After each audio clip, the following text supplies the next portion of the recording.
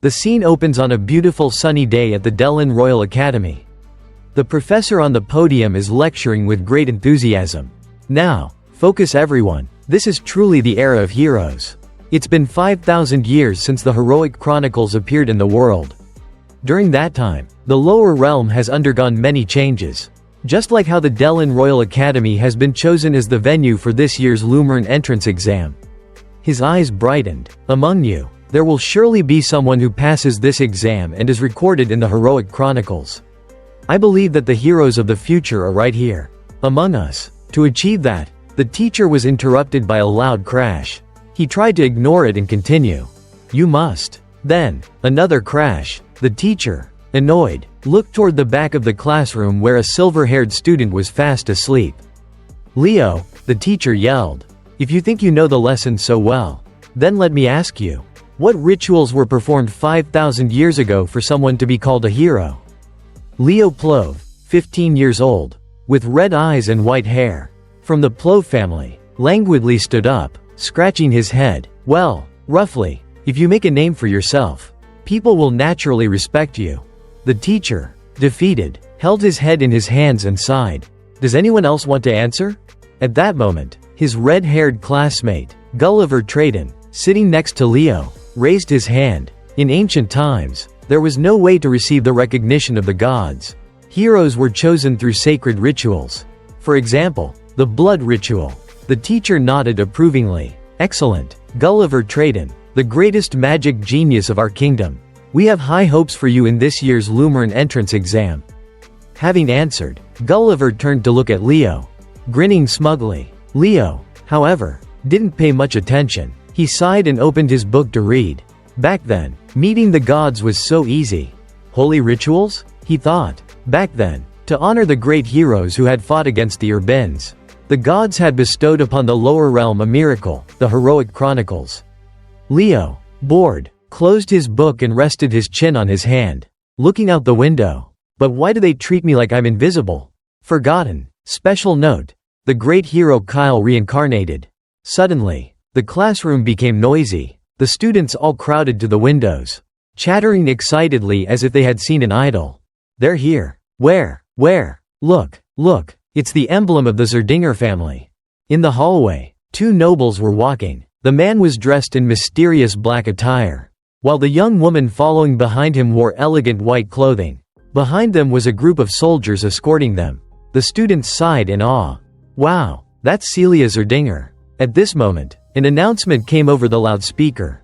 All students, please gather in the auditorium without exception. The Zerdinger family has come to visit our school. Hearing this, Leo got up to leave his seat. Gulliver scoffed. Leo, are you trying to impress the Zerdinger family? Do you think they'll even notice you? Leo nonchalantly replied, I'm going home. Then he turned and walked toward the door. I'm not interested in those things. Unlike you. Gulliver, as if his sore spot had been touched, blushed and shouted, I'm not interested either. I just want to see Celia Zerdinger as a rival. Leo waved goodbye with an, yeah, whatever, gesture that infuriated Gulliver even more. I'm serious. Scene change. Leo is standing in a dark building, breathing heavily with sweat dripping down him, showing that he had been training intensely and relentlessly. Leo picked up a wooden sword and opened the door to go outside. Even though I haven't neglected physical training, my body is definitely better in this life. Suddenly, a voice rang out. What are you thinking about so deeply? A woman holding a sword lunged forward, striking down at Leo. The boy quickly blocked the blow with his sword. As Leo was about to explain, the woman lightly jumped back. It's been a while since I've sparred. You can't get into Lumer if you only have mediocre talent. Reina looked at her son, smiled, then raised her sword again. This is the final test. Leo. Then, mother and son charged at each other with their swords. The clash of their blades created sparks of light and deafening sounds. In the midst of the struggle, Reina smiled. Should I be a little more forceful? They traded a barrage of blows. Blue and red swords weaving together in a fierce battle. Leo, out of breath, frowned at the old woman. Aren't you pushing me too hard, Mom? She smirked. While blocking all my moves? What are you talking about? As she spoke, she jumped at her dear son, her eyes shining sharply. Suddenly, Reina was startled. Oh, no, I've used too much force." Her sword was on a direct path to Leo's face. She panicked. What if Leo can't dodge it? Luckily, Leo dodged his head to the side. Avoiding the deadly blade, the sword swished past, cutting a few strands of Leo's hair. At the same time, he swung his sword at his mother. She fell to the ground. Surprised, the tip of the blade was right next to her neck. "Are you okay, Mom?" she gasped, looking at the sword in front of her. How deep is this child's talent? The training match ended. Reina got up and brushed off her clothes. "Leo, you still plan on going to Lumer, right?" Lumer, which the two had been mentioning repeatedly, was the hero academy of humankind, among the 4 hero academies of different races that recorded the heroic chronicles. This was the place where his record of capability would be registered the highest. Leo's eyes sparkled with confidence. "Of course, I am." His mother gave Leo some news. "The Zerdinger family is visiting Dellen, and they'll be staying at our manor." "The Zerdinger family is staying at our house?" Leo wondered. "Yes, I'm not very happy about this. But I will ask Viscount Guise Zerdinger. I will ask them to pass on the Zerdinger field technique to you. With that technique, you will be strong enough to enter Lumer next year." She patted Leo's head. Leo muttered, "The Zerdinger field technique?" Then, he smiled to himself. "Mom, but I plan on entering the academy this year." A little later, the Zerdinger family had moved to the Plove family's mansion. The Zerdinger soldiers lined up neatly, welcoming their master's carriage. Celia Zerdinger, 15 years old, the swordswoman of the Zerdinger family, stepped out of the carriage, thinking with some annoyance, "Why did Uncle rely on a place like this? Why not rent an entire hotel? I just want to focus on the Lumer entrance exam. Why come to a small family like this?" Guise Zerdinger, the Viscount of the Zerdinger family, called out to the girl with a gentle expression. "Celia, the person who said they weren't interested in the Zerdinger family." Celia responded haughtily, "A would-be knight who doesn't know how to use the field. Probably not worth watching, is he?" The Viscount smiled. "My view is a bit different." The Zerdinger family entered the Plove family's mansion. The mansion was not filled with extravagant items, but it was spacious and exuded nobility. The two families officially met, the Viscount bowing his head in greeting. "It is a pleasure to meet you." The Plove family patriarch, Duke Dade Plove, and his wife, Reina Plove, welcomed them warmly. "Welcome, Guise Zerdinger," the Viscount told his niece.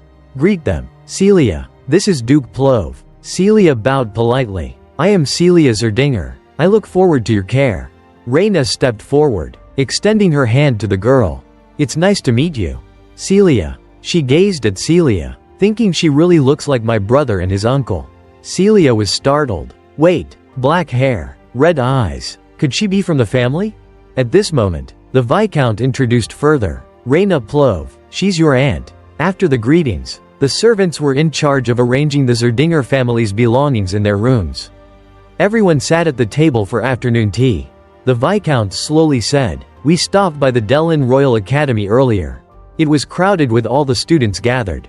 But I heard that Leo said he wasn't interested in us and went home. The mighty reputation of the Zerdinger family is quite disappointing." Reina laughed. "If that made you unhappy, I apologize on behalf of my son. He's only interested in training." "What kind of child is Leo?" The Viscount was curious. Reina recalled the battle just now. "Indeed, he possesses incredible talent." She stirred her tea. Guise said seriously, "Do you really believe that Leo has the right to inherit the Zerdinger flame?" Reina confirmed, "It's not just because he is my son. I believe he is more than worthy." Guise smiled happily. "If you have said that much, I'm looking forward to it. However, I'll need to check his potential myself." His face turned serious. On the other side, Leo, unaware that he was becoming the topic of conversation, was focused on sword fighting with his same-age peer, Celia. Clearly, Leo was gaining the upper hand, while Celia was struggling to parry the blows. Rewinding to a moment before, Leo was sitting cross-legged in his room, closing his eyes to focus. A streak of blue-white light wrapped around Leo's wrist. A moment later, he opened his eyes, observing the blue light radiating from his arm. Finally, the vessel to receive everything has been completed. The reason I haven't learned the field until now is because the moment a person accepts a field, the body will naturally adapt to that type of field. losing the opportunity to accumulate mana and spiritual strength. In my previous life, if I had mastered their strength and nature more perfectly, if I had handled everything completely correctly, perhaps I wouldn't have left behind the seeds of disaster. This life, I will fully master it. First, starting with the field. At that moment, a figure approached. "You're Leo Plove, right?" Leo turned around, surprised to see his classmate. Celia stood with her hands on her hips. "From what I've seen, your basics are quite solid. I will specially teach you swordsmanship. How about it?" Then she thought, "That will also help me score points with his mother." "Who are you?" Leo wondered. Celia introduced herself proudly. "I am Celia Zerdinger, known as the swordswoman of the world." Leo stood up, facing Celia. "Oh, is that so? Thank you for your concern. But I have no intention of being taught by someone weaker than me." Celia was astonished. "Are you saying that you are stronger than me?" Leo calmly replied, "Well, in a life or death battle, you're stronger, because I don't use a field. But if it's a pure sword fight, then it's a different story." Celia frowned angrily, her eyes shooting sparks at Leo. She looked around, then pulled out a training sword and walked towards Leo. "Okay, if you're so confident, then fight me." She smiled confidently. "Thinking you think just because you have a field you're stronger than me? I'll show you the wall of reality." Celia set a condition. "If I win, you will be my servant for the duration I stay here." Leo smiled. "And if I win?" Celia's face darkened. She pointed her sword at Leo. "Then I will be your servant." Leo picked up a wooden sword, smirking. "Then, let's start right now." And then the battle began. The two of them clashed with sharp sword movements. As she fought, Celia assessed her opponent. His speed isn't bad, but it can only be not enough. Leo swung his sword, delivering a decisive blow toward Celia. She was startled and parried the blow. The sound of the two swords clashing was deafening. Celia flew backward. "What is this power?" Leo's swing caused dirt and stones to scatter on the floor. Without wasting a second, Leo charged forward, his eyes staring intently at his opponent. Celia was horrified, covered in sweat. I can't block it." Leo slashed his sword at Celia. He coldly looked at her. "Field armor? Isn't this supposed to be a pure sword fight?" Celia was embarrassed. The red field armor surrounding her had cracked, and she stammered, "I only reacted instinctively." Leo said nonchalantly, "But that doesn't matter. I'll still win." Celia shouted incredulously. "What?" Leo continued. "The difference between having a field and not having one is like heaven and earth." He opened the silver bracelet on his wrist and threw it to the ground. "Want to try?" Celia went from one surprise to another. She looked at the bracelet. "Isn't that a magical bracelet with an enhancer?" "He's crazy." Leo smiled slightly, then jumped up, delivering another blow to Celia's field armor. Thump! The blow was so strong that Leo's wooden sword shattered in half and Celia's eyes widened. Almost fainting. "Why are you so violent, dude? This crazy guy." As the evening twilight began to fade, Reina and Guise walked and chatted happily. Suddenly seeing her son walking by, she called out, "Leo, come here and say hello." She pointed at Guise. "They are our family's guests." Leo bowed politely. "I am Leo Plove." Guise eagerly reached out his hand. "I am Guise Zerdinger, your uncle. As you may know, it's very nice to meet you."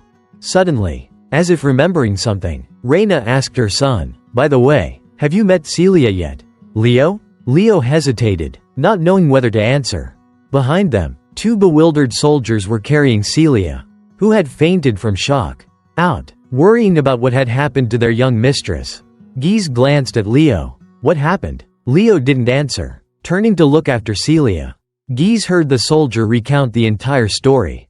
He thought, he defeated Celia without using a field?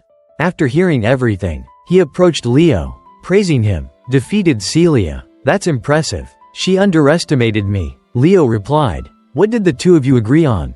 "The loser would become the servant of the winner." Leo grinned. "Celia Zerdinger will be my maid for a week." Guise was clearly not pleased. He looked at Leo seriously. "Promises are important, but Celia is a member of the Zerdinger family. You can't make her do work like a servant. I want you to cancel that promise." He negotiated. "In return, I will give you another reward." Such as. Before he could finish, Leo bluntly said, "I refuse. This is a promise between me and Celia." As long as she bears the Zerdinger name, she must take responsibility. Geese asked, even if I teach you our family's field training technique? Leo smiled. A field technique used to cover up the failure of your niece doesn't seem worthy of me learning it. Geese glared. Leo Plove, you just declared that you will have a direct member of the Zerdinger family as a maid. And said that our family's field training technique is worthless. Correct? Leo wasn't afraid at all. He simply replied, yes. As if confirming what he had just said. Geese continued, don't you think that statement is too hasty? Leo placed his hand on his chest, politely explaining, I do not intend to offend the Zerdinger family. If you, Geese, give me the field training technique as a reward for defeating Celia, I will gladly accept it. But you offered the reward as a way to cover up Celia's mistake. That means that you believe that if Celia had not been careless, she would not have lost to me, Leo said confidently. However, even if Celia was serious in the match, I would still have won. Geese smiled, thinking, he refused because he doesn't like my attitude? This kid is quite interesting.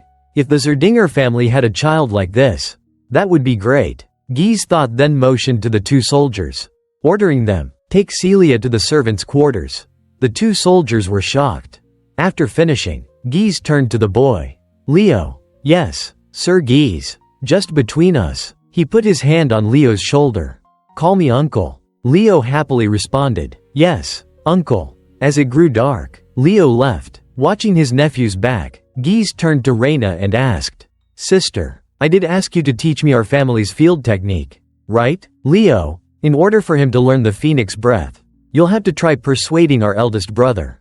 The next morning, very early, Celia, dressed in a maid's outfit, stood in Leo's room, reintroducing herself with a completely unwilling expression.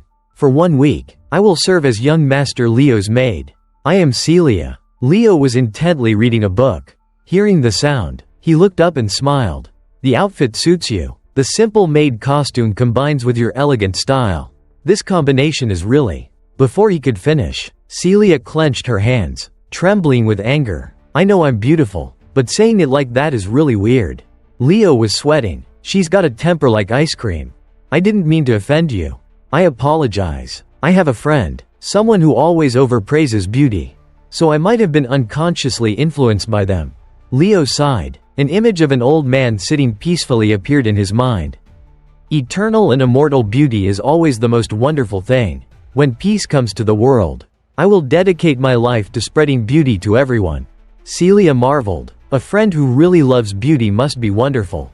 Leo continued to be immersed in the memories of the past. The problem is that they're too sincere. Back then, that old man, facing two strangers, had said, although strict, Racines has a more beautiful demeanor than anyone. And Luna too, he eagerly offered. For art's sake, could you model nude for me? Look, I even brought a notebook. The two beauties had frozen solid at the suggestion, then rushed in to trample on the perverted old geezer. While Leo was reminiscing about the past, Celia noticed the book in Leo's hand.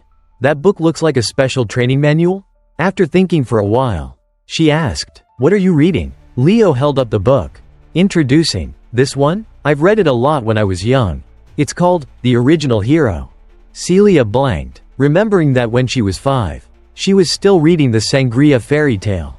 It sounded similar. Could this be a fairy tale too? Then she approached Leo's bookshelf.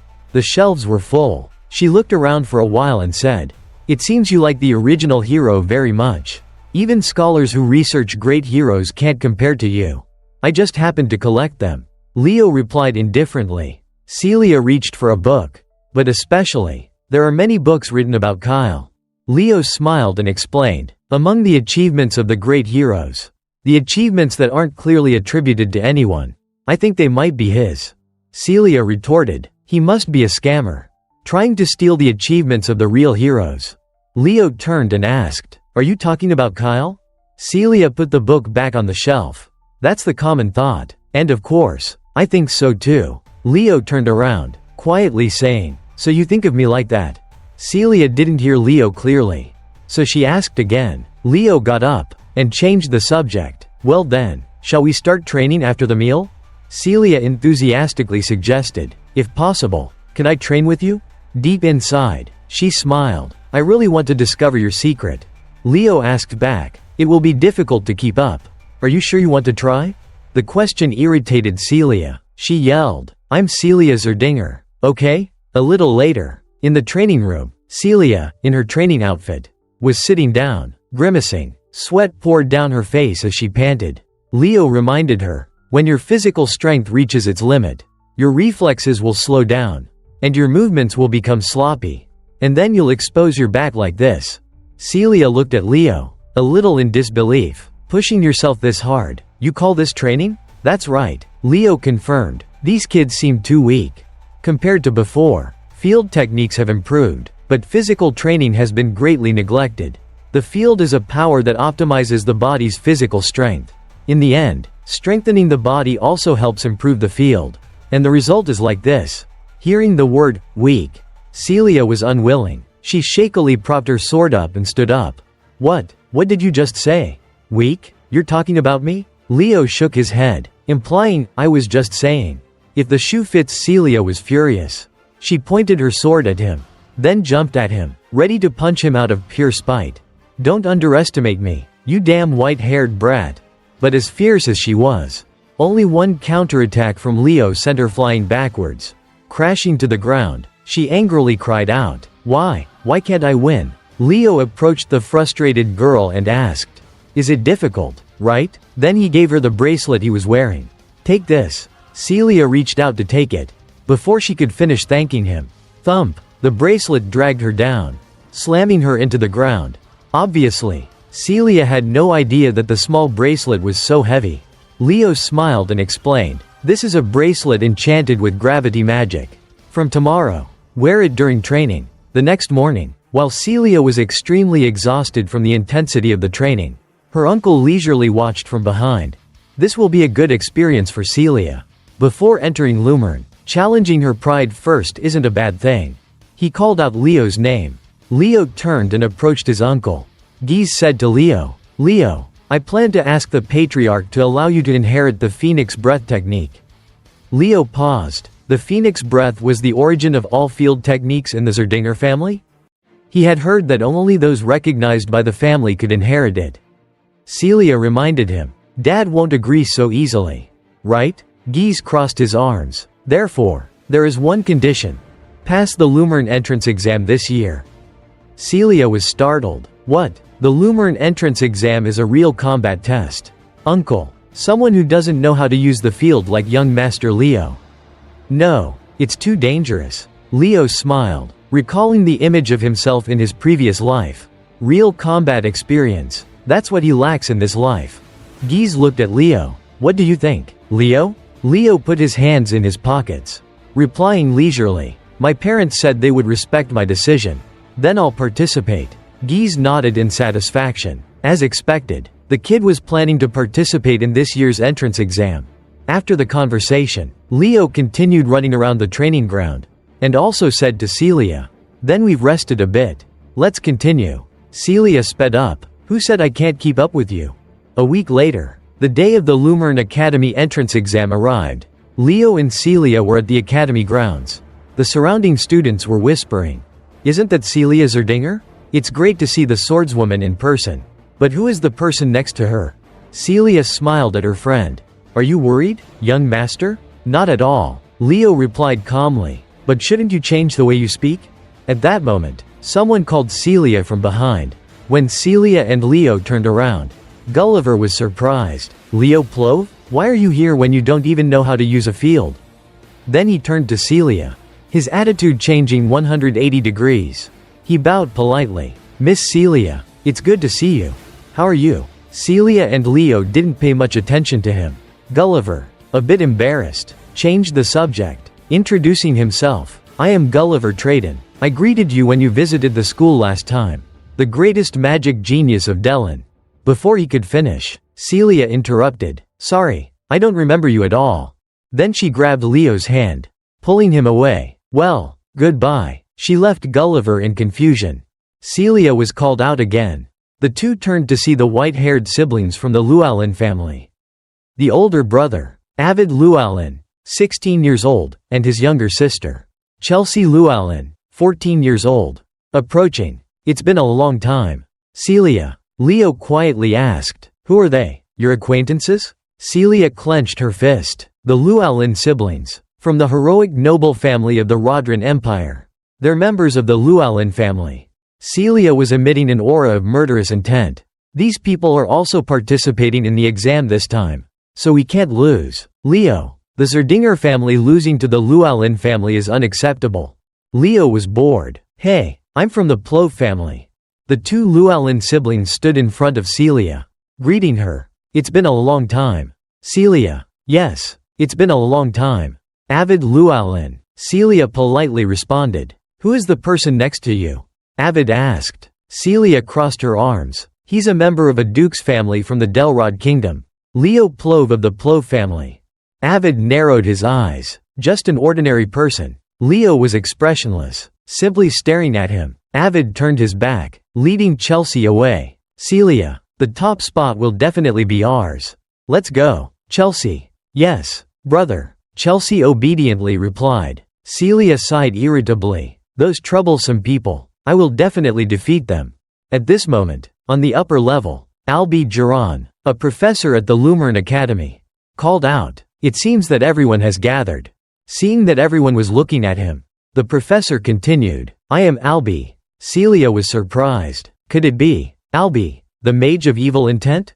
Leo asked again. Who is that? Celia was speechless. You really don't know? He's a hero recorded in the heroic chronicles. Leo thought. A person who is called a hero of this era. He looked at the professor. The amount of mana in that left eye is definitely. At this moment, the professor announced the details of the exam. The tests include battling with others and destroying monsters. Each person will participate in these two parts. Reading this, Albi used fire magic to burn the sheet of paper he was holding. I think this method is troublesome. He pulled out a book. The Heroic Chronicles. Opening the chapter on Albi's world. The beginning chapter. The Beast Forest. From the book radiated a magical light. And then a huge magic circle appeared in the area where the students were standing. Albi cast magic from the book. His eyes glowing brightly. He said, I will absolutely not accept any delays. I will combine everything and proceed in one go. Celia was panicked, but Leo still looked quite calm. The Heroic Chronicles wasn't just a simple archive. Its true value was in storing the challenges that the heroes of the past had experienced in recreating the hero's world. Furthermore, by conquering a hero's world, one could inherit the power of the previous heroes. This was almost like a hero training system. Leo narrowed his eyes looking at the scene before him. This was the Beast Forest. So this must be a hero's world. Professor Albi continued. That place is the Beast Forest. The test is about survival. You can cooperate or eliminate each other. You can do anything to survive. If you want to give up, break the orb you're holding and return. That's all. While the other students were confused, not understanding where they were. Far away there was a sound. Leo looked around, nostalgic. This place is still the same. Images from the past appeared. Before being corrupted by the Beast Queen Silatuna. This used to be the Forest of the Elves. Suddenly, a student screamed. What is that? It's scary. I want to go home. A light flashed before everyone. Someone said mockingly. It's just an illusion. So weak. Leo thought to himself. You're wrong. Although this world is recreated from the memories of Examiner Albi, everything that happens here is real. If you fall into a life-threatening situation, you will actually die. As he was thinking, suddenly a weapon radiating green light flew over. Leo jumped back to dodge the blow. From the forest, Chelsea walked out. We've met before, haven't we? It's fun to take down someone from the Zerdinger family. Leo coldly responded. I belong to the Plov family. Chelsea didn't care. You were with Celia earlier. Then she cast a spell. Wind slash. Streams of light surrounded Chelsea. Leo looked and assessed. That's a spell that didn't exist in the past. But the basics are still the same. Leo slowly pulled out his sword. Chelsea sighed, then smiled. You're still calm even with me standing in front of you? She spun her scythe in the air, then threw it toward Leo. The spinning staff was like a giant wheel heading straight for the opponent. Leo calmly, with just a simple slash, sent Chelsea's weapon flying somewhere else and planted it into the ground. The girl frowned. He blocked it? But I didn't sense any field being used. Is that a field attribute that is difficult to detect? Leo smiled, sighing. That attack was too simple. Instead of that, why not cooperate? This test rewards people who survive the longest with higher points. As a mage, wouldn't having a swordsman by your side be useful? Chelsea laughed, the green light rising again. Too bad, but I'm a battle mage. More importantly, you said my attack was simple? Leo still explained calmly. Did you hear clearly? With a wind spell. That blow was too monotonous. In terms of power, that's what it is. Chelsea's eyes widened. You're lecturing me, a direct descendant of the Llewellyn family, about magic? Then watch how you deal with a simple attack. Wind blade, wind arrows. Chelsea unleashed an attack from her staff. But when the attack got close, Leo suddenly disappeared, making the girl panic. I can't sense a trace of mana at all. Why? At this moment, Leo suddenly appeared right next to Chelsea, his fist ready to strike. Chelsea was shocked, her scythe flying straight up into the air. Chelsea collapsed, and Leo laughed coldly. Well then, should I politely ask you to cooperate? At this time, in the academy building, a large blue screen appeared in the middle of the hall. On the stands, everyone was very excited. Wow, it finally started. On the other side, Leo tied Chelsea to a pole, while he sat leisurely by a campfire nearby, a strange smile on his face. A moment later, Chelsea had regained consciousness, opening her eyes slightly, and was shocked by her current situation. What is this? Leo casually asked. Are you going to cooperate with me? She bit her lip. Never. I don't need anyone but my brother.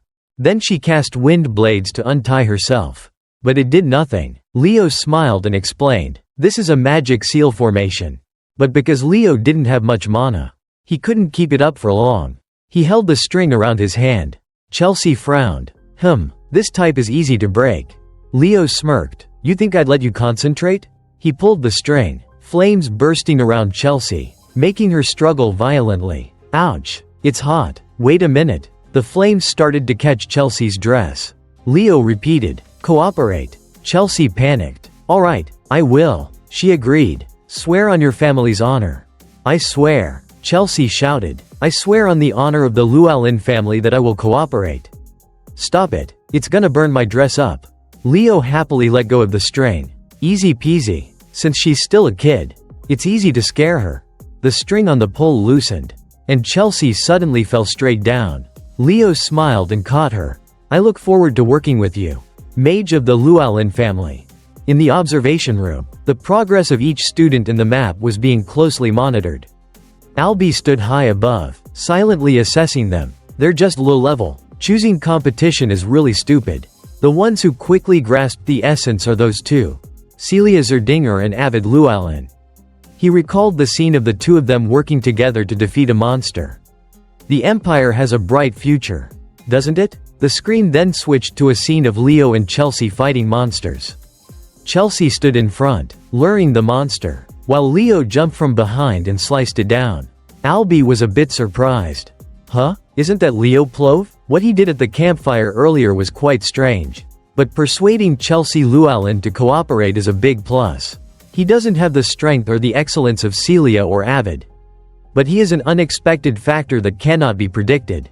At that moment, an arrow shot straight into the monster, leaving a huge hole in its body. Then, a slash to the neck took the monster down. Leo lightly jumped back next to Chelsea. She crossed her arms. It's convenient to have a knight around. Let me just ask, what kind of field are you actually using? I haven't felt a single bit of mana from you since the beginning. Leo nonchalantly said, I don't know how to use a field. What? Chelsea was shocked. How can you do that without a field? The nature of everything is what's important, Leo said indifferently. At that moment, from behind the two of them, a monster quietly approached. Leo continued, that also applies to wind magic. What do you think the nature of wind magic is? Chelsea's left eye glowed as she spotted the monster. Casting Wind Blast. The monster was hit and fell to the ground. Chelsea sighed in relief, returning to the conversation. Talking about magic in front of the Llewellyn family is ridiculous. Leo continued walking. I commend that power, but your way of using it is not right at all. Chelsea was about to roar. You're really? Suddenly, Leo signaled for Chelsea to stop talking. Wait, stop for a sec. He stepped forward, then sat down to examine the corpses lying scattered around. Chelsea was puzzled. This looks like a mummy. Leo added, I've seen this way of feeding before. Then he thought, now I understand the conditions for passing this test. Suddenly, a dangerous attack flew towards the two of them. Leo quickly shielded Chelsea. Jumping back, a group of people approached. Too bad. I wanted to take down Chelsea Llewellyn first. With Chelsea Llewellyn eliminated, that guy beside her is nothing special. Gulliver smirked. The two people next to him were also enthusiastic. Alright, let's attack. Leo's eyes turned red as he threw a punch. Like a thunderbolt. At one of them, the guy was instantly knocked out. Gulliver was shocked. Leo stood up straight and said to his teammate, get up and support me. Chelsea, as if waking up from her initial shock, nodded, okay, then stood side by side with Leo. Gulliver ordered, what are you doing? Attack quickly. With eyes that couldn't see Mount Tai, Leo's eyes lit up, and his killer mood was officially activated. A moment later, Gulliver was running for his life through the forest, constantly encouraging himself, I can't fall like this. I'll go find another team. Celia heard the noise and glanced behind her. Spotting Gulliver, she recognized him immediately and told Avid, let's go this way. After walking for a while, the two of them stared in amazement at the battlefield around Leo and Chelsea. Besides the monsters, there were also people lying everywhere. Chelsea's eyes shone brightly as she jumped into her brother's arms. Brother. Avid hugged his sister. Chelsea, are you okay? Celia then questioned Leo, why are the two of you together? Leo scratched his head. Well, I suggested a partnership. That stubborn girl didn't want to cooperate, but I persuaded her pretty well. Leo smiled proudly. Celia glared. What did you do this time? Leo didn't answer, kneeling down to help a student who had just been beaten into a pulp. Chelsea wondered, why did you help them? Leo explained, competition is no longer necessary. We'll conquer this world together. Everyone was confused. Why conquer the world? Leo explained, the beast forest is currently in an abnormal state. Do you see those corpses? It seems all the moisture in their bodies has been drained. That's not the only strange thing. And while this is the beast forest, aren't there too few monsters? Celia also remembered. Now that you say it, I just noticed. It's like they were eaten by something? There must be a high-level monster that appeared, causing the other monsters to hide in fear. Avid added, I understand. The first achievement of the hero Albi was defeating a high-level monster. Suddenly, Leo's eyes widened. Something was approaching. A pink-white pillar of light appeared in front of them. The group was shocked. It seems it has appeared. On the other side, Gulliver was holding his magic staff, illuminating the darkness. He was exhausted, stumbling along the path, muttering, one way or another, I will eliminate you, Leo. As he stumbled, he bumped into a corpse lying stiffly on the ground.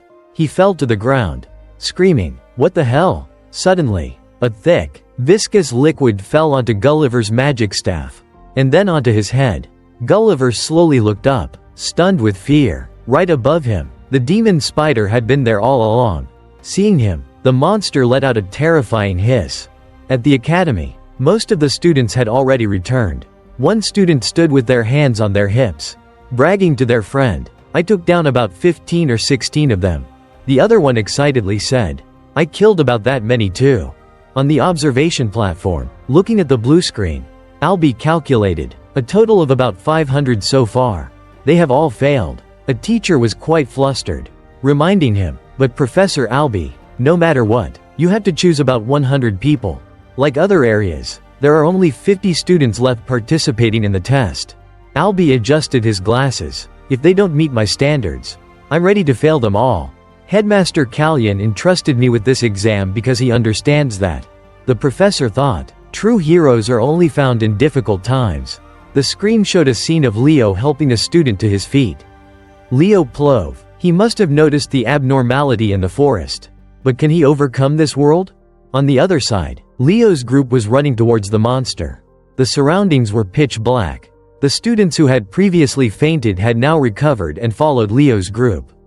One person grumbled, damn it, it's pitch black. A growl echoed. Celia stopped, casting a spell on the tip of her sword. She reminded the others, there's something ahead, be ready to fight. She pointed her sword forward, and the figure of the monster appeared. Gulliver was stuck in its mouth. The group's jaws dropped, stunned. What the hell is that? The one in the back is the real one. Avid was about to attack, but Leo stopped him, quickly reminding Gulliver, "Hey, orange head, wake up, and break the crystal now." Gulliver bit his lip, squeezing and breaking the crystal. A yellow light descended from the sky, surrounding Gulliver and sending him back to the academy. Avid then unleashed his power on his staff, launching the attack Wind Fang at the monster. The monster was injured but not significantly. That attack wasn't enough. The monster was still extremely ferocious, roaring angrily. Leo thought to himself, "Just as I thought, it's the Spider Princess, Tarantulia." At this moment, Avid jumped high, planning to attack the monster directly. But the monster was not to be trifled with. It swung a leg, knocking Avid flying backwards. Celia was ready. "I will finish it in one blow." Radiant slash. Celia cast her spell, and red light wrapped around her staff, piercing a huge hole in the monster. The monster cried out in pain, but in just a moment, the wound healed, as if it had never been hit. Celia was shocked. "Impossible." Avid flew over, smiling confidently. The destructive power between a knight and a mage is worlds apart. Impact. A powerful wind rose, and strong blue light wrapped around the air, then slammed straight into the spider demon. Suddenly, the creature disappeared, making Avid stop. He looked up in shock. The monster had been right above him all along. Chelsea frantically cast Wind Blast to save her brother, but she was too late. Avid was hit on his right arm and fell to the ground. Chelsea worriedly ran to her brother. "Are you okay?" Avid reassured his sister. "Yeah, I'm okay, thanks, Chelsea." The others were pale with fear. "What is this monster? That regeneration ability is really weird." Everyone was at a loss as to how to defeat the monster. Their faces clearly showed their anxiety. The monster kept getting closer to them. Leo calmly introduced it. "That is the daughter of Silatuna, the queen of Tartaros, a monster in the Erebos army that ravaged the elven forest." Everyone was shocked to hear this information. Leo delved into thought, analyzing the opponent. Tartaros. The mana in Albi's left eye is indeed the mana of the Elf King.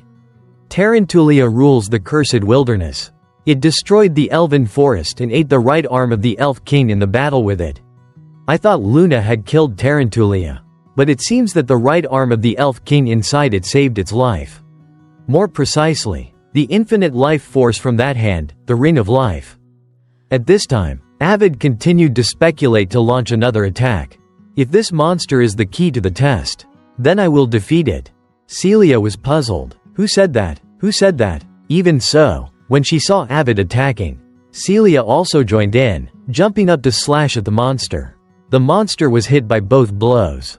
Its body mangled. Before the two could celebrate, Leo spoke up. "It will keep regenerating until your mana runs out." As soon as Leo finished speaking, a series of dark blue orbs flew toward the monster. Or rather, they flew to fill the monster's wounds, making it as good as new. Celia turned to Leo and asked, "So what do you suggest?"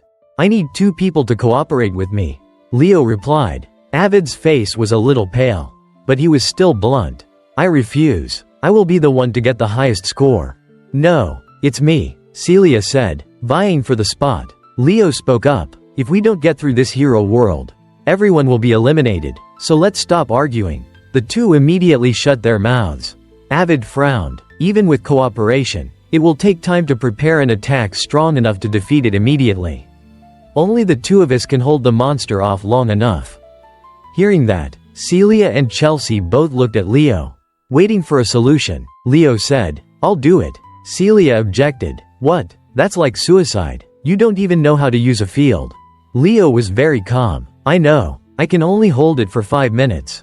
Avid was worried. What if the attack fails? Leo turned and glanced at his friend, then bent down to pick up a weapon. "I don't think that will happen. Fire and wind are always good friends.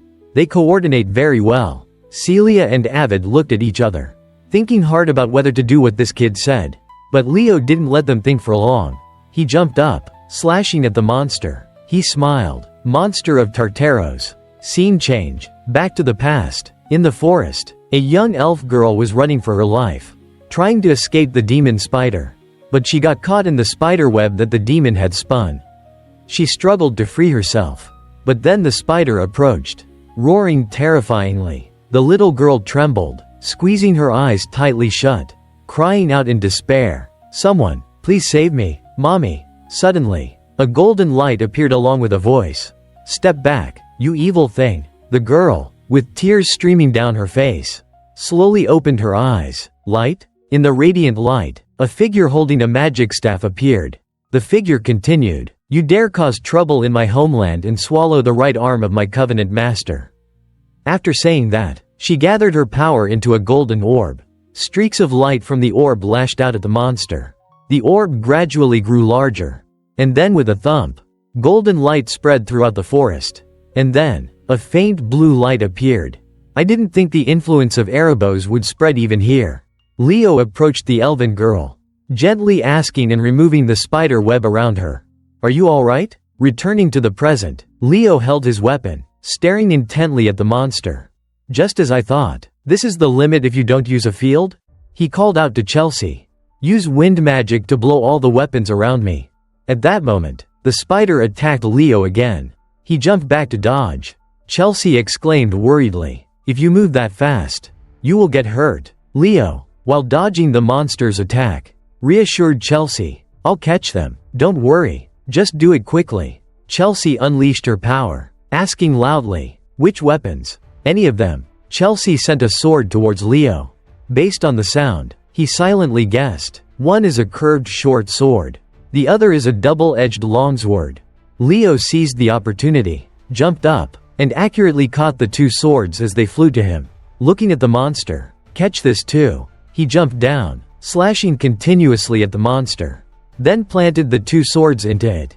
He kept ordering. Next, understanding his intention, Chelsea continuously flung weapons at Leo, daggers, short swords, axes, whatever he got, he would fling at the monster. The others just stared at Leo battling with the monster. "He looks about our age. But this scene is like a war god in action," Avid muttered. "So, he's not just some low-level thing."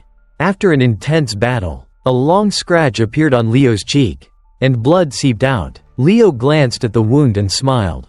"I can still feel it. If I can't defeat a bug like this, the others will laugh at me in the other world." Leo gripped his sword, charging again and sticking it into the monster. He signaled to Chelsea again. Next, Chelsea reminded him, "That's the last one." Leo was taken aback. He was so focused on fighting that he hadn't noticed the number of weapons. At this moment, Celia shouted his name. A red light wrapped around her, and she launched a huge blast of fire towards the spider. "How do you like this? You flea of a monster?" The spider writhed in pain in the flames, not knowing where to escape. A moment later, a blue ring fell out. The spider had gone to meet its ancestors. A message appeared. "Albi's world. The opening chapter, the wilderness has been cleared." Celia sighed in relief and sat down. "That's it." She looked at Leo standing quietly. He really did hold that monster for 5 minutes.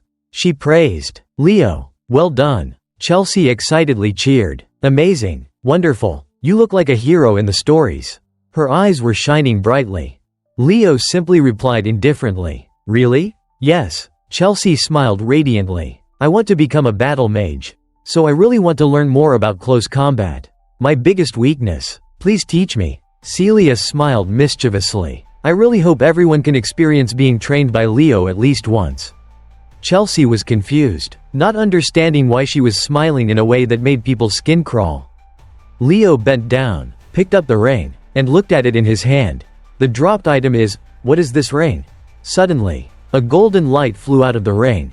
In the golden orb, a tiny figure appeared. Was it Prince Silid? The prince looked at him very gently. Leo smiled. "Silid, do you still remember me?" "I am Kyle." The prince smiled brightly, then transformed back into the ring. Leo thought to himself, "It seems he has become the Elf King, thanks to the treasure that Albi found." He received the Mana Eye. A voice echoed from space. The countdown to return from the test area is starting. The space around them gradually shattered, revealing the bright light outside.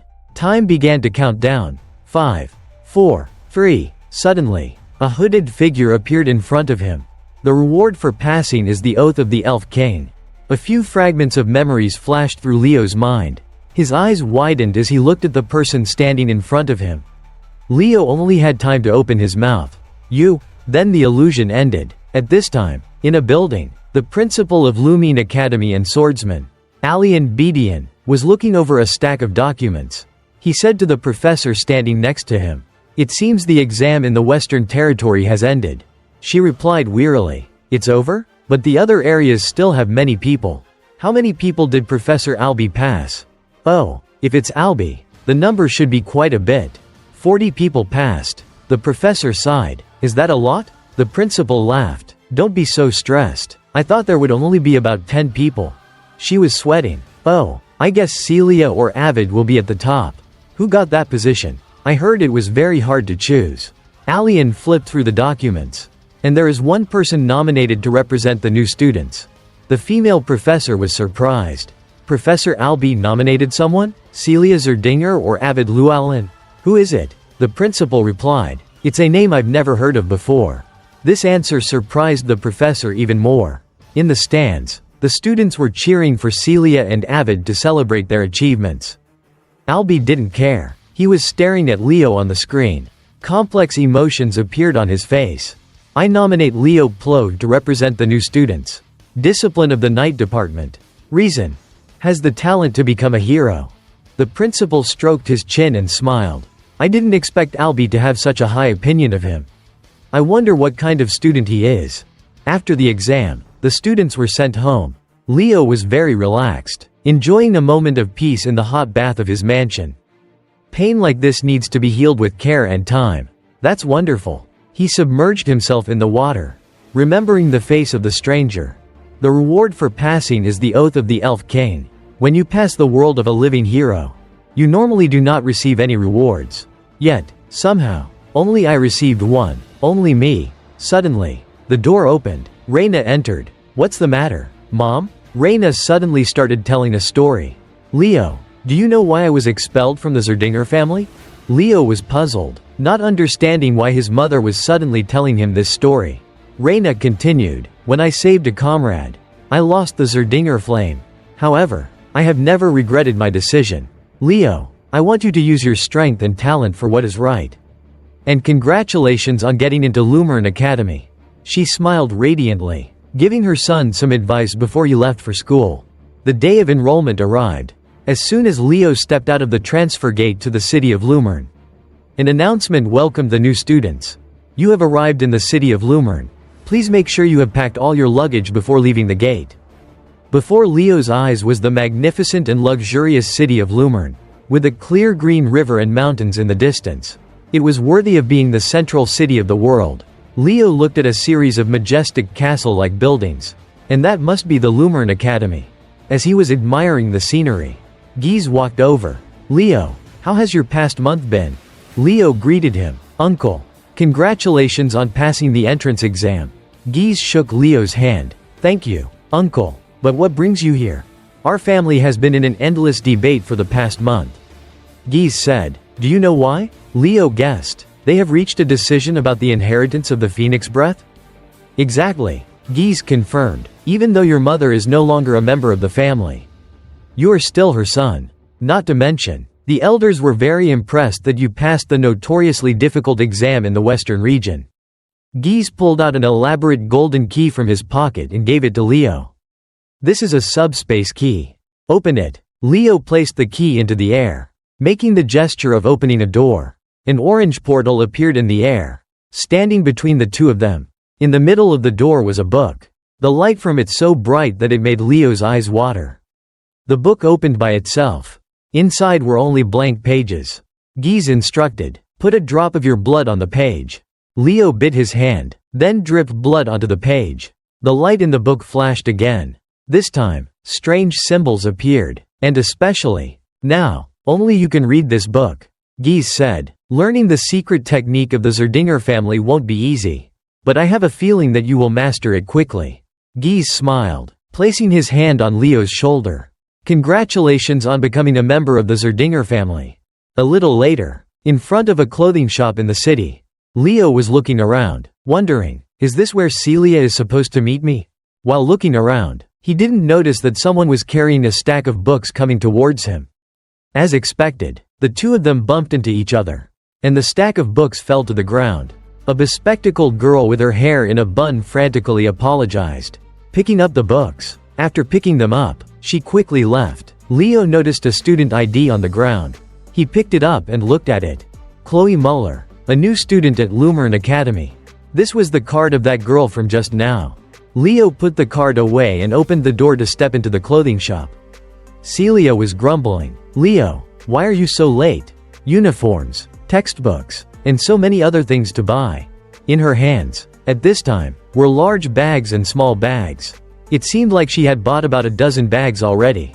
Leo explained, "Sorry, I had to go see Uncle Geese." Celia's eyes lit up. "So, they made a decision? What was the result?" Leo raised his hand, casting a spell, and a small flame burst into his hand. Swish! A pair of fiery wings instantly sprouted from Leo's shoulders. He laughed and pointed at his wings. "Is this how you use it?" Celia was shocked, dropping the bags onto the ground. "Impossible." Leo smiled to himself. "It took me 3 weeks to grasp the feeling with this secret technique." Celia, at this time, was so shocked that she fell to the ground. "Leo, who are you really?" After completing their shopping, Leo and Celia went to the harbor, where the Academy's yacht was waiting to pick up the new students. One person was incredibly awestruck by the grandeur of the ship.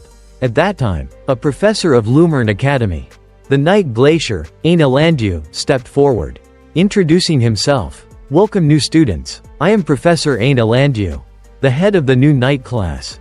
We will be departing for Lumer now. Everyone, let's board the ship." A little while later, the ship set sail. On the deck, lots of food and drinks had been prepared. The new students were eating and laughing happily. Leo and Celia went to look around. Suddenly, someone called out, "Hey, you two, the couple over there, do you have a moment?" Celia clenched her fists in anger. "A couple? What couple? Who's a couple with this white-haired guy?" The orange-haired guy was still smiling and talking enthusiastically, even introducing himself. "My name is Car Thomas. I'm from the Kingdom of Moira." He handed out business cards to the two of them, proudly introducing himself. "From medicine to weapons, I sell it all. Come see me if you need anything while you're at school." Leo reached out to take the card, thinking to himself, "An interesting kid." Thinking this, Leo politely replied, "It's nice to meet you. I am Leo Plove, from the Kingdom of Dalad."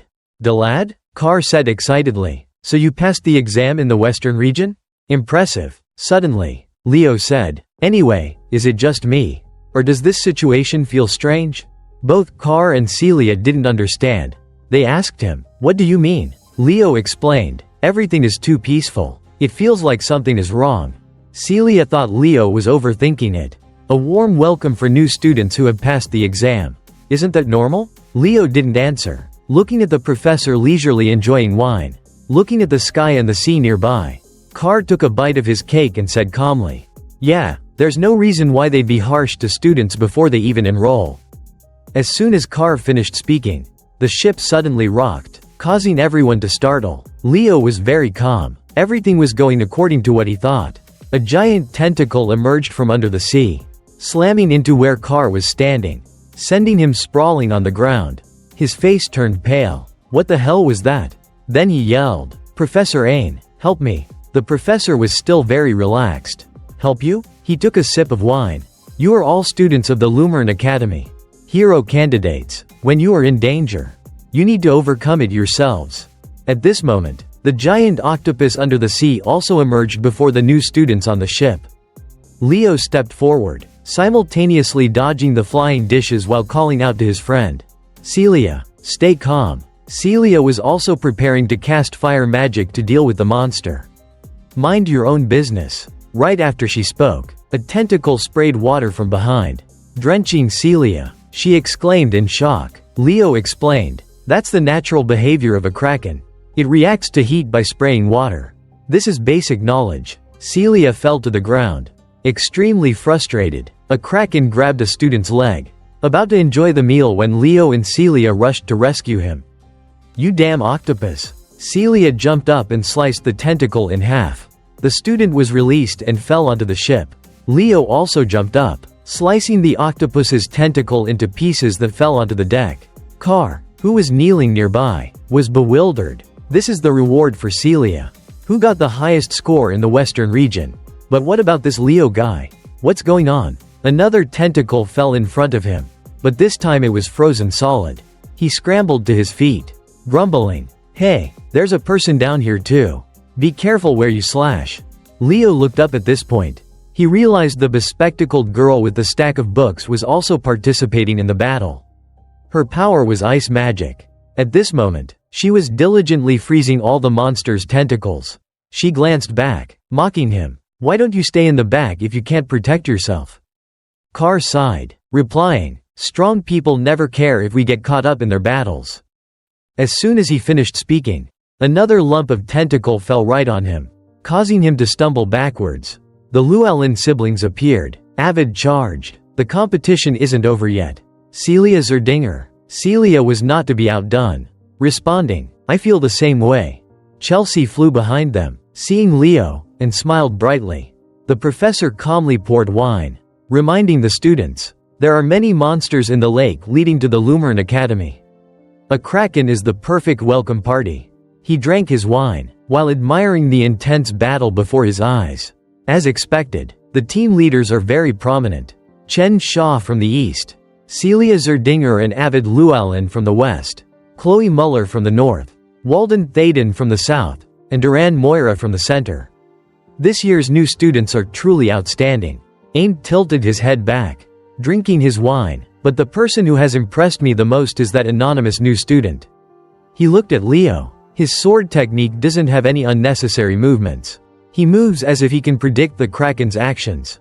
I will see him in the night class soon. A while later, the ship reached the shore.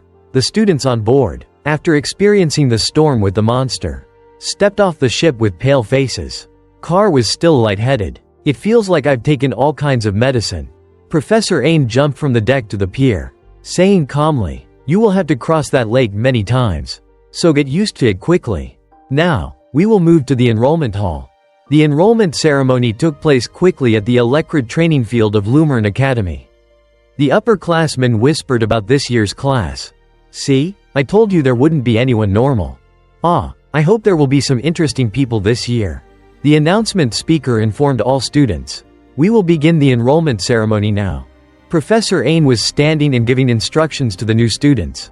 "Line up by region. Those who got high scores, line up at the front of each line." The speaker made another announcement. "The headmaster will say a few words first." Headmaster Kalyan Bedian stood in a dignified manner. "You have come here with the hope of becoming heroes. I have a few words for you." Then he said loudly, "If you dream of becoming a hero, always put yourself first, and overcome your own limits. Those who cannot do that." He swung his hand, punching the podium before him into pieces. Continuing, "Do not belong here." The students were silent, not saying a word. The headmaster, with an embarrassed expression, asked everyone below, "Did I say too much?" The students were startled. Then they hurriedly cheered and shouted loudly to honor the headmaster. The headmaster seemed to want more cheering, so he pouted, "I can't hear you. Cheer again." The professors at the school were speechless. The longer I teach at Lumer, the more the image of the great swordsman is shattered. A teacher took over the program. Now will be the speech of the new student representative. This year's new student representative is Leo Plove. Please come up to the stage. The name echoed along with disbelief from the new students. Even Leo was taken aback. Leo looked at Professor Albie and saw him smiling. He guessed, "Did the examiner recommend me?" Leo stepped onto the stage, opening the book for the new student representative. Below him, the students were murmuring excitedly. "Leo Plove? I've never heard of that name. Isn't the student representative supposed to be the one with the highest score?" Another person wondered. Leo didn't care much, reading aloud, to the professors and fellow students. "We, the new students, will enroll at Lumer as proud members of this academy." Leo closed the book. "Thank you." This was the speech of the new student representative, Leo Plove. The teacher leading the program continued. "Thank you, Leo Plove. Now, please tell us your goal in being the new student representative." Leo smiled, thinking, "Do they want me to provoke the people who almost got this position instead of me?" Then, Leo put his hands in his pockets and said, "Hello, I am the new student representative, Leo Plove." The professors in the back praised. This year's new student representative is so well behaved. It seems the enrollment ceremony this year will be quite peaceful. As soon as they finished speaking, Leo's next words caused a shock that echoed across all the realms. "If you want this position, come and take it." The students below were shocked. Some contemplative. The emotions were a mixture of all kinds. Leo said calmly, "No matter who you are." The enrollment ceremony ended, and everyone gradually returned to the academy's dormitories. The professors guided the new students. "You all worked hard today. Starting tomorrow, for about a week, exploratory classes will begin. During this time, whatever major you want to study, you can participate in any class you want. Through this process, you will choose 3 courses to specialize in. That's it. Go to bed early so you won't be late for your first class." Leo stood before room 302, about to open the door when Carr spoke up from beside him. "Leo, our rooms are next to each other. I am very excited for tomorrow. Good night." Leo, "Yeah, see you tomorrow," Leo replied. Entering his room, Leo wearily sprawled on the bed. He closed his eyes, thinking about his plans. "What I want from Lumer is to find something that I hope is here. My heroic chronicle." The next morning, the students gathered in the cafeteria for breakfast. Carr brought a tray of pastries and 3 boxes of milk over to Leo. "Leo, let's eat together." Leo, while leisurely eating, nodded in agreement. Suddenly, a tray of food was slammed down in front of Leo. "Hey, new student representative." Leo, busy chewing, had no idea where this golden-haired guy came from. The team leader of the Central Region, Duran Moira, frowned at Leo. "When you gave your speech yesterday, did you really mean that?" Leo nodded. "It seems like my words yesterday were quite provocative, right?" "Yeah, that's right. If a stranger came and caused trouble like that, it would be nothing to complain about." Duran's brow furrowed. "Don't you know who I am? I'm the team leader of the Central Region." The team leader was showing off. But Carr and Leo were busy enjoying their food, so no one paid any attention to what he said. Duran gritted his teeth angrily. Golden sparks of energy surrounding him.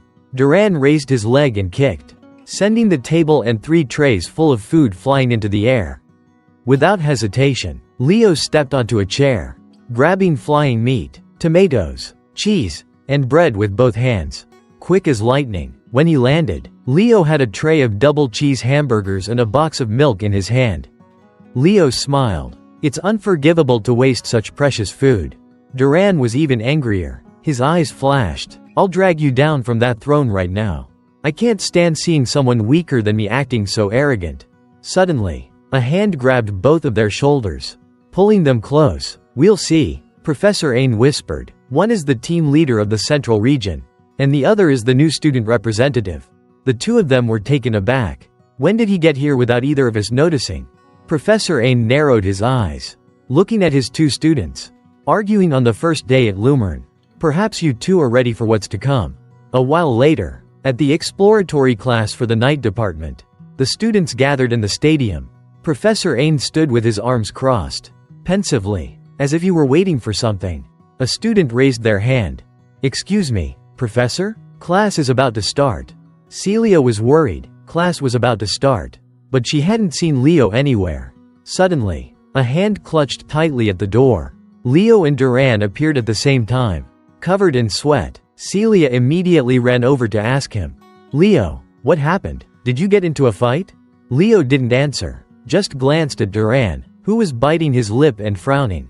The professor spoke up. "So, everyone is here. Let's start class. Welcome, new students. I am Ain Elandiu, head of the first-year night class." Duran turned to look at Leo, his eyes shooting fierce lightning bolts. Carr watched, extremely excited. "Oh, they've started a large-scale psychological war?" The professor continued to explain the course content. 3 powers from mana, magical energy, spiritual energy, and the field. Among them, the field is the most difficult to control. Does anyone know why? Celia answered. Because the field reduces the flexibility of mana during the transformation process. The professor was satisfied. Correct. While magical energy and spiritual energy use mana in its natural state, the field absorbs mana and processes it to suit the body. Now, can anyone explain how we use the accumulated field in our bodies? Ain summoned a field around his body to give an example. Celia also tried with her field, pondering, isn't it just about using a little force and it will come out? Leo spoke up. We use the power of the field by burning mana. Ain smiled. Correct. So, do you know what is the most important thing when burning mana? Duran, still out of breath, answered pantingly. Endurance. The professor came in front of Leo. Impressive. Plove, have you ever learned about the field before? I have not, Leo replied. Ain thought to himself. And yet, someone who hasn't learned correctly about the field can grasp its nature. Thinking this, he said, well then, let's set aside the theory for now. How about we move our bodies a bit? The professor stepped into the air, and a strong wind blew. With each step the professor took, a thin layer of field appeared. Ain calmly climbed the stairs made of the field to the admiration of his students. This is the field step. The basic principle is to concentrate the power of the field on your feet. And, he jumped back down to the ground. Its applications are limitless. After that, the students began practicing the field step very diligently. On one side, another group of students were practicing swordsmanship. Celia activated her fire field, proudly telling Leo, I'll show you how to do it. If you call me big sister. Leo coldly turned his back. No need. The operational principles of the field are not that different. Ain and Duran simultaneously heard this. Duran bit his nails, frowning as he looked at Leo. Suddenly, Ain smiled, then clapped his hands. Attention. As you know, there was a bit of a disturbance this morning. Chelsea was surprised. What is he talking about? Carr seized the opportunity, whispering into her ear. There was something. No kidding. I'm serious. Ain called out their names. Come here. Duran. Leo. He leaned close to Duran. Duran Moira, what made you so angry? Duran turned his face away. I'm not angry. The professor frowned and stood up straight. Then take it to the field. Team leader of the Central Region. Duran Moira. And the new student representative. Leo Plove. Will have a one-on-one race to decide who the representative of the class will be. In this match, you can use the field without any restrictions. Hearing the conditions, Duran was slightly startled. A moment later, Carr brought over a board divided into 2 columns. Alright, place your bets. The genius of the Moira family and the descendant of a hero. Duran Moira, the master of the lightning field, and the dark horse from the suburbs. The mysterious person who defeated the team leaders of every region and became the new student representative. Leo Plove. The 2 of them were at the starting line. The surrounding students were discussing. I mean, he's the new student representative, so he has to show something, right? Another was skeptical. From what I saw when he was talking to Celia Zerdinger, it seems like he can't even use the field step, right? And did you hear what he did yesterday? I can't stand that guy. Becoming the team leader of the Central Region isn't something that just anyone can do. On the other hand, this new student representative hasn't proven anything. Ain laughed, very excited about the race. Alright, whoever reaches the finish line first wins. Whoever wins, you have to accept the result politely.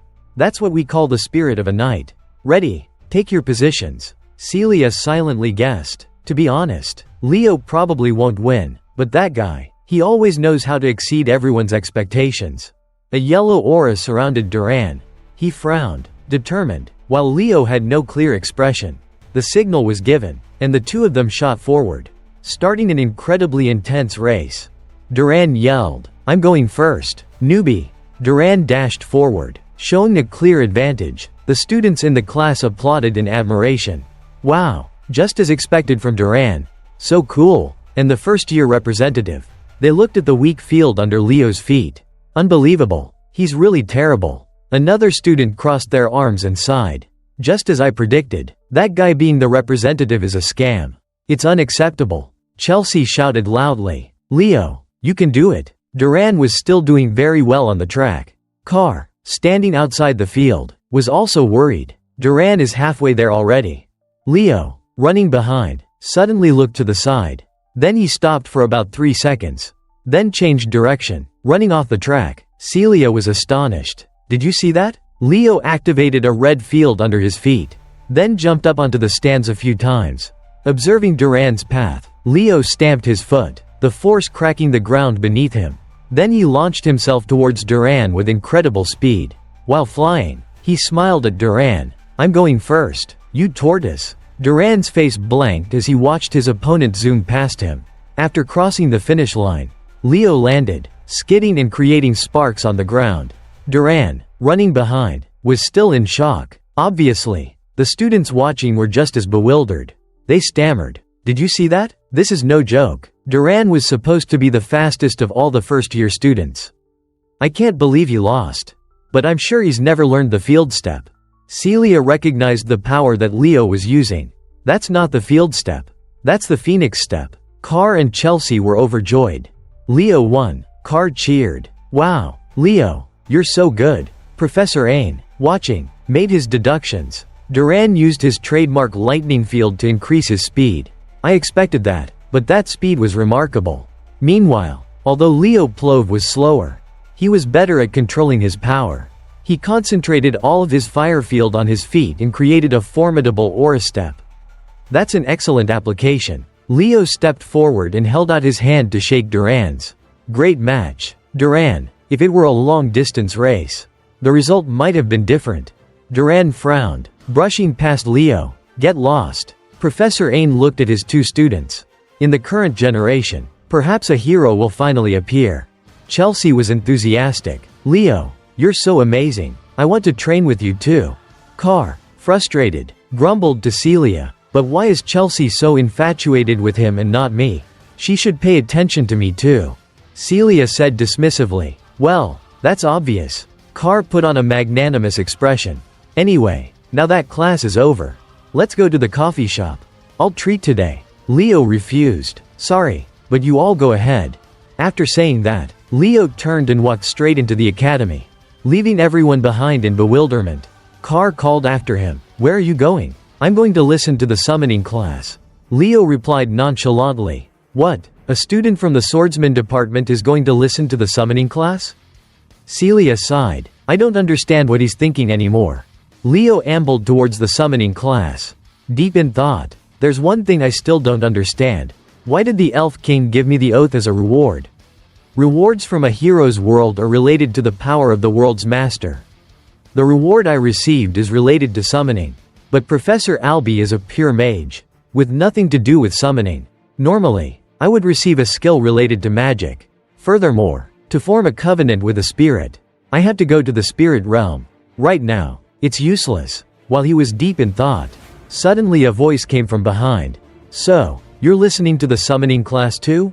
Leo turned around, recognizing this classmate. It was the team leader of the East, Chen Shaw. Shaw smiled, greeting him. "It's nice to meet you."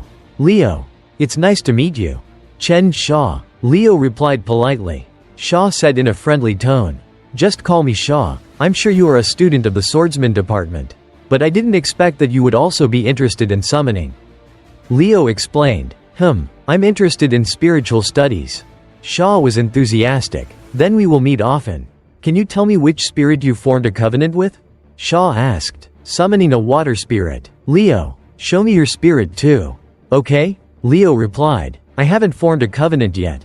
Shaw offered enthusiastically. "Really? Then, if you need help later, just call me. I will give you some advice on summoning spirits." Leo was grateful. "I'll ask you for help. But how old are you?" Shaw smiled. "I'm 17. "Leo, you're 15, right? I saw you talking to Celia." Leo thought to himself, 17? She really looks younger than her age. Even younger than Chelsea. Shaw saw Leo being silent, staring at her, and teased, "You just thought something rude, didn't you?" Leo looked away, denying it immediately without even thinking. Shaw laughed, saying, "But anyway, Leo, I was really impressed by your battle with Duran." Leo asked in return, "Oh, you saw it?" "Yes," Shaw confirmed. She paused for a moment, then suggested, "One day, please accept my challenge." Leo smiled. Of course. The answer made Shaw very happy. A little later, the two of them had arrived at a hilltop where the class was taking place. There were already several students waiting there. Two prominent faces were the team leader of the South, Walden Thaden, and Eliza Hergen. Leo wondered, is this all the people in this class? Shaw laughed. That's right, summoning isn't a popular choice. And this is just an exploratory class. Leo observed the surrounding area. The weather today was quite cool. Very suitable for an outdoor class. But it's surprising that the class is being held here. As soon as he finished speaking, a large gust of wind rose. making everyone a bit startled. A black dragon suddenly landed on the ground from the sky. Someone exclaimed, "A black dragon? Where did it come from?" The black dragon stretched its head out, sniffing a nearby student, causing them to fall back in fear. Suddenly, a voice came from the dragon. "It's doing that because it likes you, kid." Yura jumped down from the dragon's back, introducing herself. "It's nice to meet you. First-year students, my name is Yura Marin. I'm the summoning teacher who will guide you this coming school year." The first-year students stared at the sexy teacher in front of them, their jaws dropping, each secretly wishing to become her familiar. Leo couldn't take his eyes off the teacher either. He thought to himself, she has a different kind of beauty compared to Luna and Lycena's. I can't help but feel excited. He thought of his friend from his previous life. If Dueno was here, he would surely go crazy.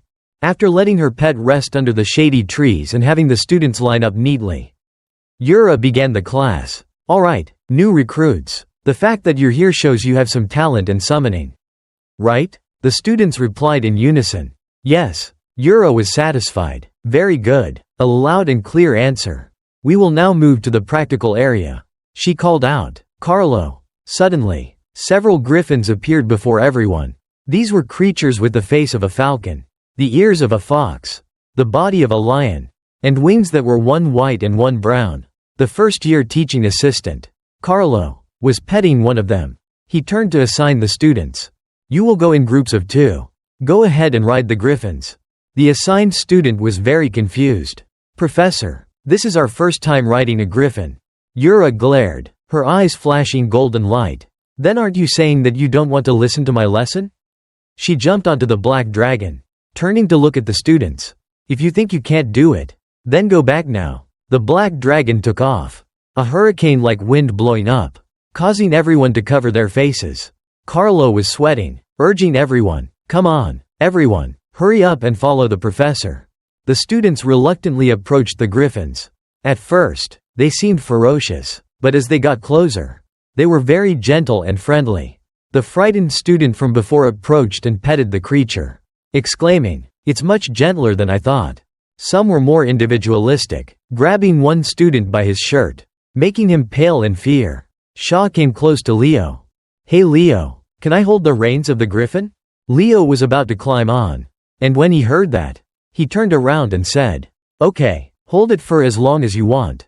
A moment later, the griffins, carrying the students, flew behind Yura's black dragon. The team flew quickly over the sea, creating a very lively scene. The students went from being frightened to very excited. "I can't believe I'm riding a griffin. This is the Lumer standard for sure. Hey, switch with me. I want to try flying too," one person suggested. "Oh, just wait a little longer," the other person bargained. Shaw was also enjoying the experience.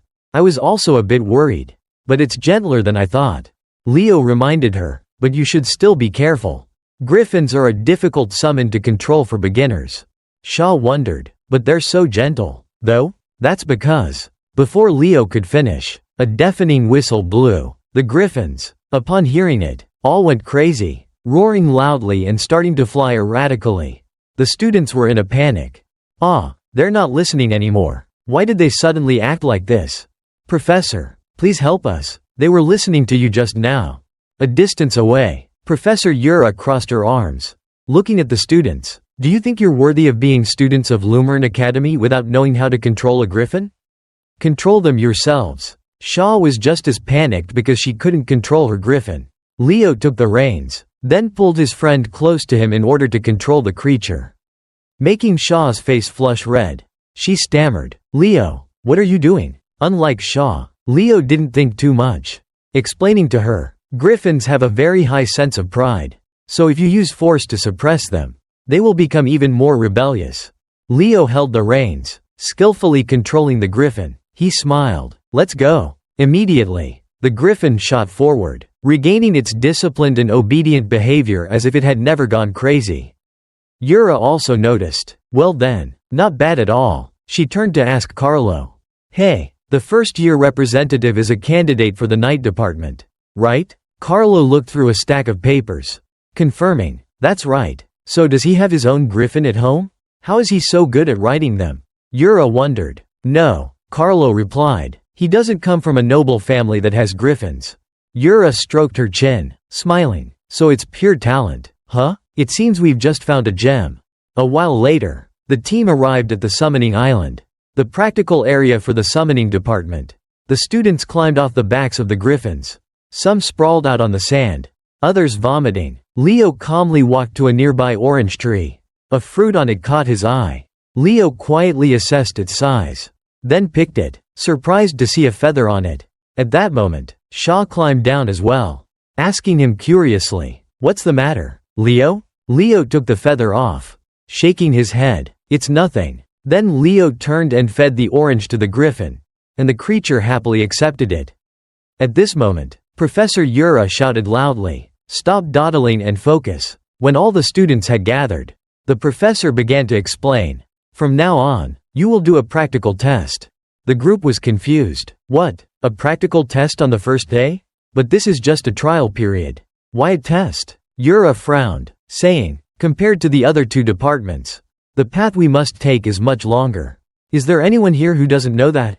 For the summoning department, just knowing how to control mana is not enough.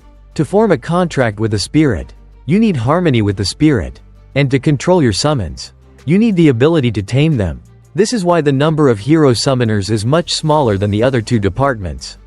However, compared to other heroes, summoners who reach the top achieve more feats. Isn't that why you came here? Wanting to become that kind of hero?" A voice rang out. "That's right. So, what's the test?" The person who asked was Eliza Hergin, from the famous hero summoning family of the north, the Hergin family. Yura replied, "This island is called Summoning Island. As the name suggests, it is full of summoning creatures. Since summons are a form of weapon for summoners, the test will assess your taming ability. The content of the test is very simple. Tame a summoned creature in this forest and bring it back. After taming it and forming a contract, that creature will belong to you." The students cheered excitedly, running into the forest at once. "This is great. This is definitely Lumer Academy." As Leo was preparing to go into the forest, Eliza called out to him, "So, you're the first-year representative?" Leo turned around. She smiled at him. "Rumor has it that you defeated Duran. What can I expect from you in the summoning class?" Shaw and Walden silently watched this scene. Leo turned his back, replying, "I'm just trying my best." Seeing Leo's attitude, Eliza frowned, wondering about something. Professor Yura, seeing this scene, thought to herself, "It seems these people will be the key players in the first year." In the forest at this time, some had already chosen their summoning targets. One person chose a gentle deer, while another petted a white fox. Leo quietly passed by, then went deeper into the forest. A few people saw him, whispering to each other, "Oh, that's the first-year representative. But he's going too deep into the forest." Some didn't care. Whatever. If he fails at taming and gets a 0, he will surely go back to the night department. Does he think summoning is that easy? As Leo walked, he took the feather he had found on the orange. After looking at it for a while, suddenly, flames burst out from the feather, surrounding it. Leo smiled. "Haha, just as I thought. This is..." At this moment, a light burst out behind Leo, causing him to pause for about 5 seconds. At this time, on a quiet island, a sizzling sound was very attractive. Fried eggs and bacon on the frying pan exuded a fragrant, mouth-watering aroma. Will Leo be okay? Reina worriedly thought about her son. A person put a plate of food down on the table, reassuring her, "It's only his first day of school." "Reina." The person gave her a glass of water. "You're already worried about the kid?" Reina hummed noncommittally. A mother's intuition made her feel restless for some unknown reason. Then she reassured herself, "Nothing will happen, right?" At this moment, a huge flame burst out in front of Leo, causing him to cover his eyes. Leo was astonished. This intense heat, could it be one of the 3 great summons? A phoenix? From within the flames, a voice rang out, "Just a child of Lerdinger? I smell Reina's fire." Leo, covering his eyes, asked, "Do you know my mother?" "Your mother? Then I guessed right." The fire phoenix continued, "That's right. If she had a child, they would be around your age. Do I know your mother?" "Of course, I do. I owe Reina a lot." Then it introduced itself to Leo.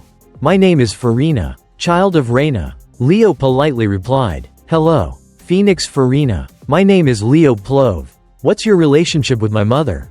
You said you owed her. Farina explained. Reyna saved the life of my summoner. Ellen Lunda. Leo was startled. Isn't that the name of the hero Ellen Lunda? The Phoenix continued. Ellen was exploring a dungeon in Siren. She had lost all of her comrades and was in a dangerous situation. Then your mother came and saved her. And in that process, Reyna lost her burning field. Without that, Reyna would have surely reached the position of a hero. Leo thought of his mother for a moment. He said, my mother said she didn't regret what she did that day. The Phoenix smiled. Haha, that's right, she was that kind of knight. Leo looked up, asking Farina, but why are you at Lumer? Farina? I can't tell you. The Phoenix replied, asking him back, but aren't you a knight? What are you doing on this island? Leo explained right away, I'm also taking the summoning class. The Phoenix was slightly startled. What? It seemed to see another figure within Leo's body. It laughed. Haha, how interesting. This is fate. Leo Plove, I can finally repay the debt of gratitude to your mother. Reach out your hand and take this. Leo. Farina gave him a small flame. The flame gradually disappeared, revealing a golden egg. It said, this is my child. One day, when you become a great summoner, I hope you will form a contract. It's a shame for the summoner who is supposed to receive it. Leo looked at the elaborate golden egg and asked the Phoenix, can I do it now? Farina's eyes widened. She hurriedly advised Leo, what? It's too early. You might die. Stop. Leo's whole body was bursting into flames at this time. Farina knew it was too late to stop him, so she left Leo to carry out the contract. She praised Leo. Your willingness to challenge the impossible without flinching reminds me of Reyna. I wish you luck. The golden egg floated in the air, with a small flame radiating around it. Leo approached, reaching out to touch it. Instantly, a large flame burst out, surrounding him and the small egg. Leo was sweating, his face grimacing. The heat is making it impossible for me to breathe. This is the Phoenix flame. To create a powerful flame by burning the body. Leo held up a hand that was charred from the heat of the flame, trying to touch the egg. The Phoenixes, endure this pain every day. A creature that lives by eternally regenerating its burned flesh. I understand your pain, and I will share it with you. Leo stretched out his arms, standing still in the flames. A moment later, the egg was in Leo's hand. The egg suddenly cracked, flying towards the Phoenix. Farina asked, did you succeed? Leo wiped the sweat pouring down his forehead. I did it. The Phoenix smiled brightly, satisfied. You're a genius. Leo Plove. Then it transformed into a human, with flames still flaring around it. The egg was floating in the air, gradually cracking. The Phoenix continued, you will become the greatest summoner in the world. Congratulations on successfully forming a covenant. The egg had completely broken, and a ray of light flashed. Farina raised the small Phoenix chick, tiny in her palm, introducing it to Leo. This little one's name is Fiora. I trust you with my child.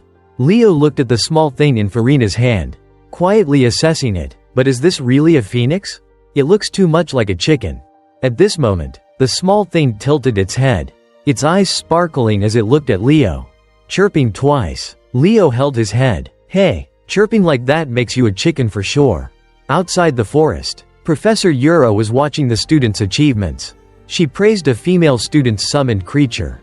A wombat. How cute. Then she turned and asked the teaching assistant. Carlo, what time is it? Carlo announced. 5 minutes left. Only 4 people left. A loud noise attracted Yura's attention. She turned around and saw a blue-eyed bear rushing toward her.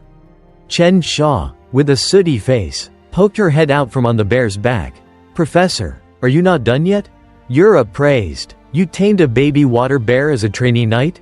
Impressive. A shadow enveloped Xia, making her look up. Walden, standing on the foot of a giant crow, landed in a cool fashion. Yura was impressed, admiring. A shadow raven. That's a spirit that even the famous summoning families find hard to tame. Walden humbly said, I haven't formed a contract yet. Yura replied, that's good enough. More than enough. In fact, at this moment, Eliza appeared, sitting haughtily on the head of a giant white snake. Amazing everyone, the girl said. I formed a contract right away because my family didn't have this one yet. A Gorgon snake. Amazing. Carlo announced. Professor, Time's up, and the last student is coming." Hearing that, everyone turned to look at Leo, who was walking out of the forest leisurely. All eyes were focused on the small, red, fluffy thing on his head. Then they burst into laughter. "Ha, what is that? Did he tame a chicken? What an idiot. Ha ha. He must have given up after realizing he's not good at summoning." Only Professor Yura was startled, thinking to herself, "No way, you fool. That's a phoenix." After arriving back at the academy, Leo adjusted his clothes. Then he knocked on a door. "Come in," Yura said. Leo entered and saw the professor leaning against the table, waiting. She was looking over some information on a paper.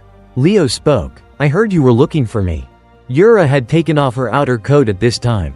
She smiled at Leo. "Come on, sit down." Leo prepared to sit down in a chair. The professor spoke again. "Do you know, Leo? That was the first time I saw a baby phoenix.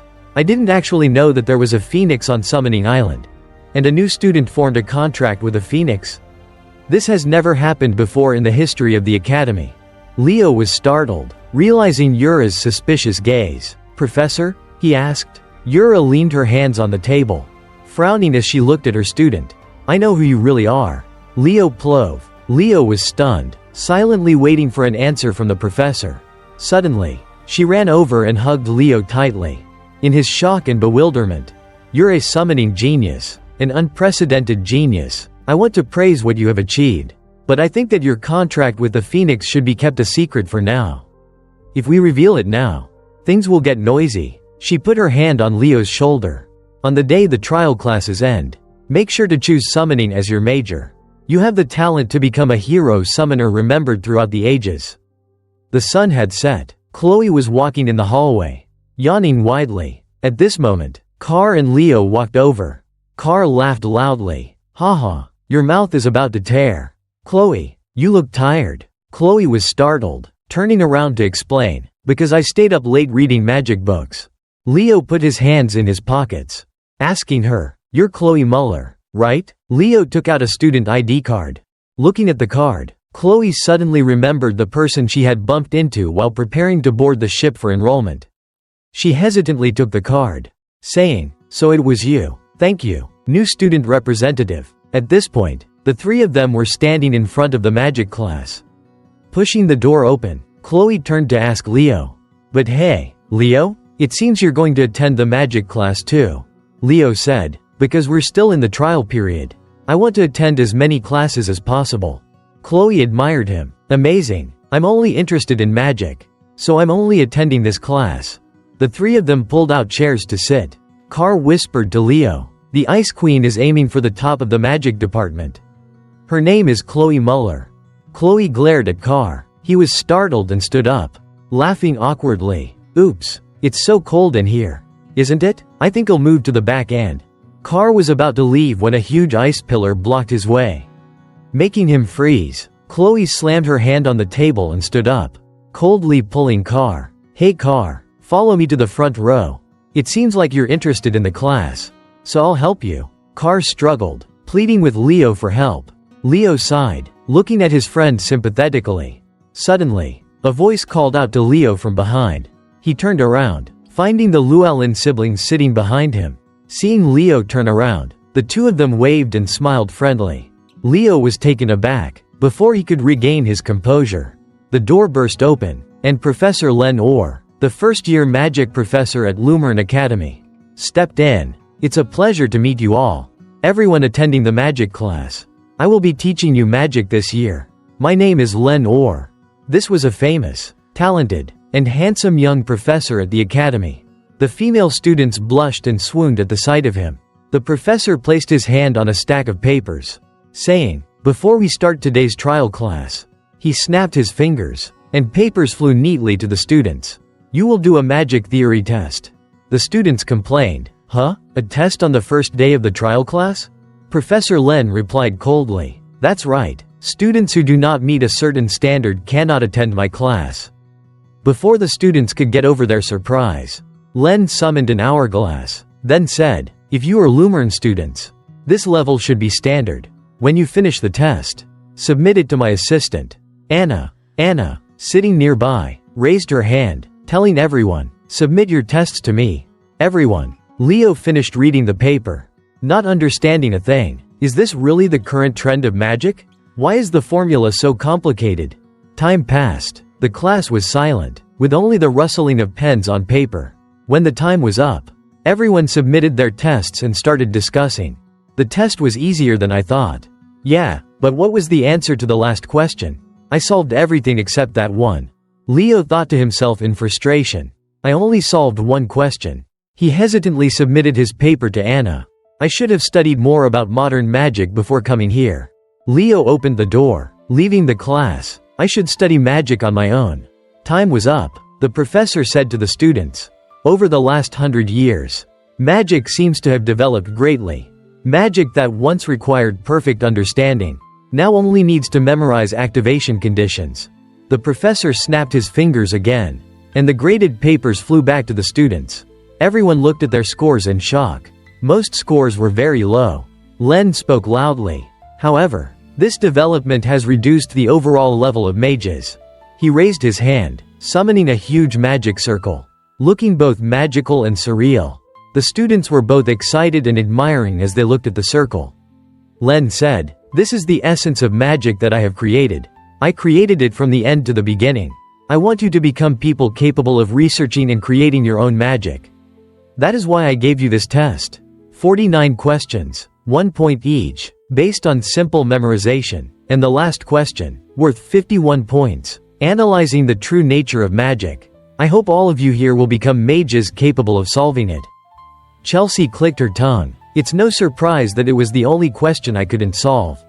She looked at Leo's seat, seeing only the test paper left there. Leo gave up already? She was slightly sad. I really wanted to take the magic class with him.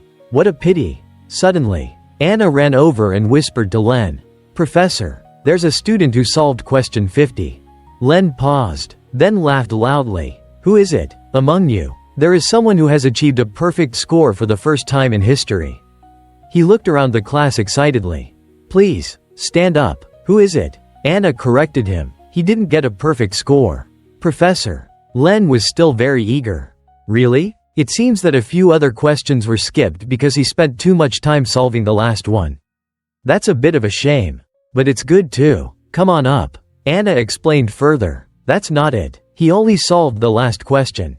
Len stopped smiling, asking his assistant, "What's his name?" "It's student Leo Plove, Professor." Len looked around the class. "Student Leo Plove, please stand up." The students below also turned around looking for Leo. "It seems that he's not here. Where did he go?" Chelsea raised her hand, saying, "Student Leo left after finishing the test." "Professor." "What?" The professor was shocked. On Leo's desk was just his test paper. Score 51. Speaking of Leo, after leaving the class, he went to the cafeteria to eat ice cream with Celia. After hearing the story, she laughed. "So you left after only solving one question? A little chicken in the summoning class and only solving one question in the magic class. Leo, do you realize you're doing something wrong? If you're a student specializing in knights, you should be focusing on your swordsmanship." Leo nodded, enjoying his delicious ice cream. "Then do you want to train endurance with me?" Celia hesitated. "Well, that's a bit." Suddenly, a voice came from behind Leo. "So that's why you're a student specializing in knights. Are you Leo Plove, the one who looked down on my class?" Leo turned around, recognizing Professor Len. The professor stared at him. "Why did you leave after only solving one question? Were they too easy so you thought it wasn't worth answering?" Leo quickly stood up to correct him. "Professor, it seems there's a misunderstanding. I don't think I passed the test." Len was stunned for the first time. "What? Professor, all the questions except the last one were too difficult, so I couldn't solve any of them." Len was stunned for the second time. "What are you saying?" Leo patiently explained further. "I'm self-taught in magic by reading ancient magic books, so I'm not sure about any modern questions." Professor Len was stunned for a moment, then eagerly hoisted Leo up. To the astonishment of both Leo and Celia, his eyes shone brightly. He said to Leo, "Follow me for a moment." Len happily carried Leo away, leaving Celia still wondering what had happened. "Is that the theory of magic professor at Lumer Academy? That man is rather strange." At this moment, Anna hurriedly ran over, out of breath, asking Celia, "Have you seen Professor Len?" Celia? Or is there anything strange happening? Celia replied, he was just here, but he suddenly grabbed Leo and dragged him away. Hearing this, Anna hurriedly ran off again, grinding her teeth. Oh my god, that madman, what's he going to do this time? In the classroom, Len hurriedly erased all the old test problems and wrote a series of new ones. Turning to say to Leo, solve these problems, student Leo. Leo calmly picked up the chalk and wrote. Professor Len watched, thinking to himself, if he didn't solve the last question by pure luck, then he must have his own magic system in his head. Show it to me now. I will understand your true nature. Before he could finish thinking, Leo turned around and said, I've solved them all. Len was stunned for the third time. Huh? You solved all these questions in your head? Yeah, something like that. The professor's eyes shone brightly, as if he had found a treasure. Finally, scene change. Professor Albie was walking leisurely in the hallway when he suddenly saw Professor Len running towards him from afar. A smile of excitement on his face and sparkling eyes.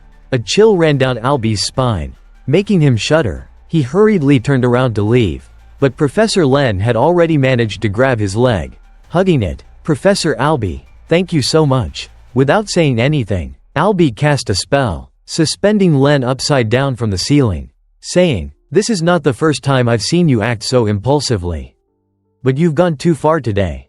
Len was hanging upside down, but his mouth was still grinning, unable to close. He's a magic genius. Leo Plove, the student you nominated to be the new student representative, is a genius. Albie paused. Magic? Isn't he a knight? Professor Len ignored his image, wriggling frantically. No, Leo must become a mage at all costs.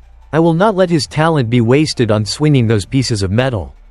At this moment, Anna ran over, catching the professor as he fell from the ceiling. Len was still yelling. Sending him to the night department is an insult to the field of magic. Albie said coldly to Anna, take him away. He's too noisy. After Anna caught him, Len put on a bright smile. Thank you, Anna. Anna trembled violently, trying to swallow the madness rising within her. We really need to go back to class. Professor, she thought, one day, I'm going to kill this lunatic. He just does whatever he feels like. Albie heard footsteps behind him and turned around. Seeing it was Leo, he smiled at him, then turned his head, thinking to himself, mages never change with time. They're all lunatics. A week later, the trial classes were over.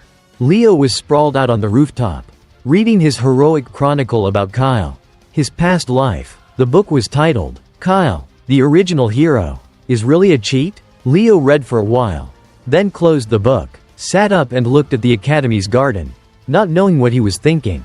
At this time, there was a thundering of footsteps in the hallway leading to the headmaster's office. The door swung open, and the headmaster looked up.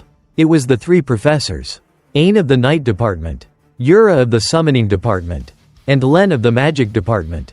Professor Ain held up a form, asking the headmaster, this is unbelievable. Headmaster, please look at this. The form was Leo Plove's class registration, and he had filled in all three majors.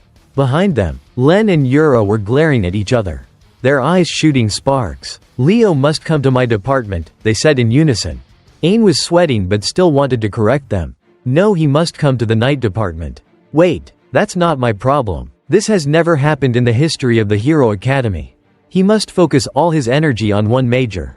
The headmaster stroked his beard, laughing. He didn't pay attention to the battle going on. Ho ho, let me see. This reminds me of that fictional hero. Hearing this, the three of them paused their battle, turning in unison to ask, what? The headmaster stood up slowly. The fifth great hero, also known as the original hero, Kyle. He was the only person to have mastered all classes in history. The battle in the headmaster's office was so loud, but the practice field was just as noisy. Celia and Chelsea were both breathing heavily, trying to run. Leo was sitting relaxing under a tree. Car came over, wondering, oh my god, why are they training on the weekend? Leo said, Chelsea asked me to train her. Car was still curious, so why are they just running? Where are their weapons? Leo replied indifferently, there's something more important than weapons. It's Celia, having finished running, looked like she was about to die. She still tried to answer. It's our endurance, Chelsea added. Endurance is the most important aspect of a battle mage. That's why we're jogging. Move over. Car, let me sit down and rest. Leo handed Celia a bottle of water. She propped herself up on her thighs, breathing heavily, while Chelsea sat with her back to Carl, smiling at Leo. It's great to jog on the weekend. I missed this feeling. I want to jog with you too. Leo. Celia choked on her water, spitting it all out. Chelsea's face showed clear disgust. Gross. Celia, what's wrong with you? Leo looked at Celia, teasing. Anyway, I was planning on running with you, too. We had to do it properly. Celia was extremely annoyed. She bristled. Hey, I said I don't want to run with you. Car turned to ask, what's going on between the two of you? Why are you so close? I thought you two were dating. Celia frowned, correcting him. Oh my god, he's my relative, my aunt's son on my father's side. Car and Chelsea were very surprised. You're a Zerdinger? Celia had to explain. Not exactly. There are some family circumstances. But, forget it. Leo stood up, saying to the two girls. Okay, should we start being serious? Celia was startled, while Chelsea cheered happily. Okay, let's go. Car turned around, excitedly saying, then I will go explore Lumer City. Celia's face turned pale as she was dragged across the ground by Leo. She could only call out hopelessly. Car, take me with you. Car could only watch, forcing a bitter smile. Why don't I have any decent nobles in my life? In a flash, it was the day of class assignments. Everyone was gathered, chatting excitedly. Car saw Leo standing at the door of class 1 to 5. Waving and calling, Leo, over here. Leo, with his hands in his pockets, approached his friend. You already know you're in class 5? There's nothing I don't know. Car laughed. Leo looked around the class, seeing that Chelsea was slumped over the table, exhausted. Chelsea's here too, although she was very tired. Chelsea, hearing Leo's voice, forced herself to reply. Yeah. Car was confused. What did you do to her on the weekend? Leo replied nonchalantly. Just the basics. Chelsea groaned. Never doing that again. That was enough torture. Suddenly, two upperclassmen looked in, sneering. Oh wow. So this is class 5. The class of suffering? I wonder how many of you will be left after the first semester. You poor juniors. Condolences. While they were laughing, a voice rang out from behind them, making them freeze. Poor? I think you two are even more pathetic. Do you agree? The two upperclassmen turned pale, their faces going stiff. The face before them, with a scruffy beard and messy hair like a homeless person, was Professor Herod Edmund, the homeroom teacher of class 1 to 5 at Lumer Academy, also known as the Wailing Wall, glaring at the two of them. Then, he said a single word. Chairs. Immediately, the two upperclassmen put their hands on the floor, bent their bodies, forming the shape of chairs. The professor calmly approached, sat on them, and said in a calm voice, Hello, you useless scraps. This is the class for failures with the lowest scores among all the new students. You've probably heard rumors about me. Wailing Wall. Is there anyone here who knows why I chose to be the homeroom teacher for this class? Carr volunteered to answer. Is it to help us improve our scores? Herod coldly replied. Carl Thomas. A typical answer from someone at the bottom. Do none of you in this pathetic class understand the duty of a Lumer Academy student? Chelsea answered. It is to conquer the hero world through real-world tasks. Herod was satisfied. That's right. That's it. But all I see are people who will die as soon as they step into the hero world. The entire class turned pale. The professor continued. It's better to expel the pathetic creatures who only hinder their comrades and die before their time. That's why I decided to take over class 5. And why I'm called the Wailing Wall. While the students were whispering, Herod noticed the white-haired student, Leo Plove, who still looked indifferent, as if nothing was happening. He thought to himself, that student might survive. Then he said to the whole class, everyone, change into your gym clothes and go to the practice field. It's time for combat class.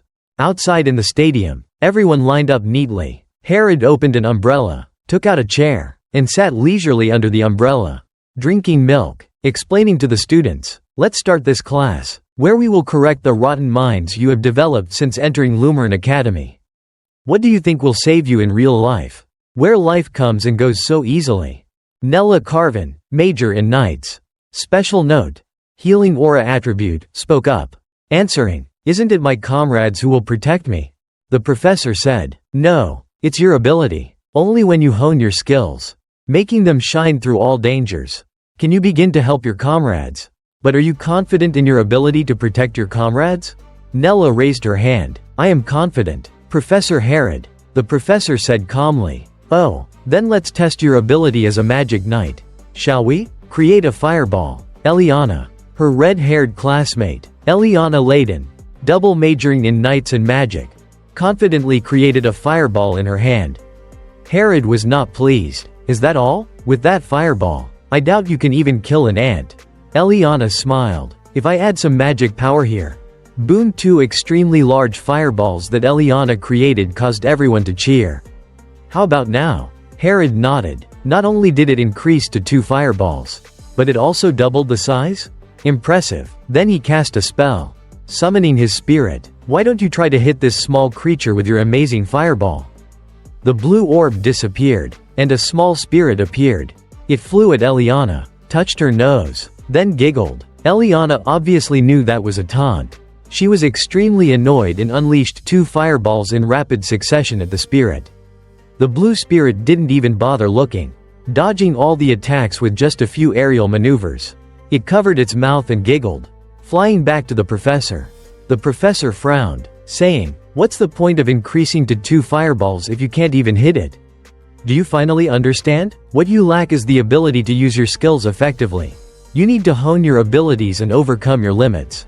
Have you all forgotten already?"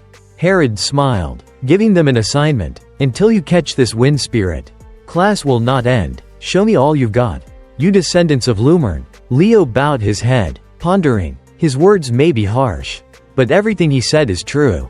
So let's give it a try. Herod sat watching Leo's back, muttering, "Okay, Leo Plove, let's see if you're as full of lies as the fictional hero Kyle. Or the first to truly possess all attributes?" The students tried all kinds of methods but couldn't catch the wind spirit. She was very nimble and quick, flying through layers upon layers of attacks and magic. Leo ran out to a far distance, then cast his mana. A red aura gradually surrounded Leo. He took a running start, pushed his foot, then shot towards the spirit with the speed of a rocket. The students at this point were exhausted. Chelsea was annoyed. "Damn it, why is she so fast?" Carr was panting. "How can we possibly catch her?" Leo used the phoenix step, jumping over the spirit, then suddenly dove down, reaching his hand towards the spirit. The little creature was startled, then quickly dodged to one side. Leo smiled, using a red beam, catching the spirit's leg. Just as he reached his hand out to grab it, Duran sped past, snatching the spirit from Leo's hand. He landed in a cool fashion, glaring at Leo resentfully. The spirit in his hand was crying loudly. Sejin, the homeroom teacher of Class 1-1 of Lumer Academy. Special note: ranked second in the graduation vote, stepped forward, applauding, then putting his hand on Duran's shoulder. "It seems that we, Class 1, should teach you a few things." Herod was still very relaxed, closing his eyes, enjoying the sunlight. "Oh, is that so? Then you'll teach in my place?" Herod's special note was that, though he taught the worst class, he had ranked first in the graduation vote. Sejin was very annoyed by Herod's attitude that didn't take him seriously. Carr, standing outside, was excited. This is the clash of Lumer Academy's 2 pillars. Leo didn't understand much, asking, "Pillars?" Carr replied, "Both of them have worked at Lumer Academy for over 20 years. From what I heard, Professors Ain, Yura, and Len were all their students." Nella's eyes shone brightly. "Wow, really? How do you know that?" Carr, given the chance to show off, couldn't miss an opportunity to impress the girls. "I'm always sensitive to information." Haha.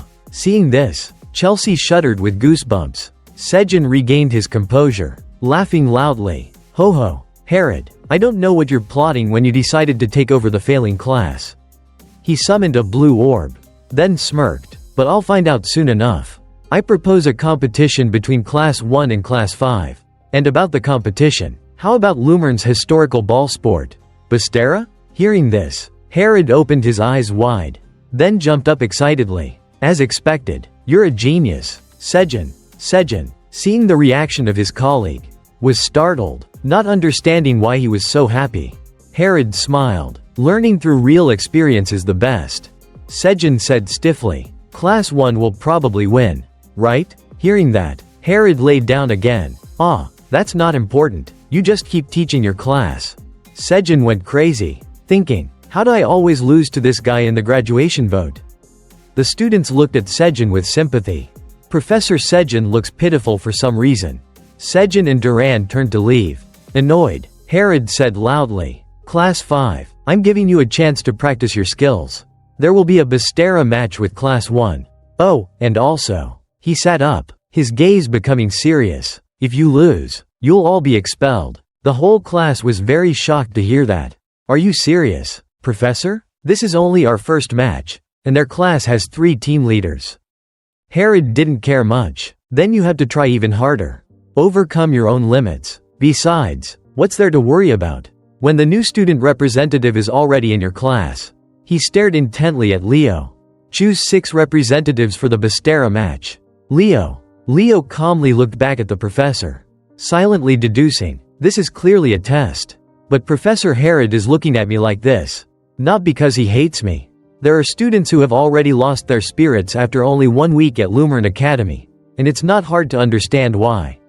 Perhaps Professor Herod wants me to lead the Class 5 students who have given up. So, there must be a way in this Bastera match to raise the spirit of Class 5. The day of the match arrived. The representatives of Class 1 were Duran and Celia, and the representatives of Class 5 were Leo, Chelsea, and Carl. Leo turned to ask his friend, why do you look so scared? Chelsea explained, oh, it seems you haven't heard of Bastera. Did you live in the suburbs? Bastera is a combat sport and a long-standing tradition at Lumer. Leo wondered, isn't it just a ball game? Carl added, it's not just a ball game. The problem is, it's an extremely dangerous ball game. Celia spoke up to provoke them. Hey Chelsea, why do you look so scared? Ho, have you accepted defeat already? Chelsea angrily responded, who's scared? Do you think I'm going to lose to a Zerdinger? Leo leaned forward, putting his arms around the shoulders of his 2 teammates. Don't worry, our class won't lose. Celia frowned. TCH. Leo, you too. I'll show you the results of my special training.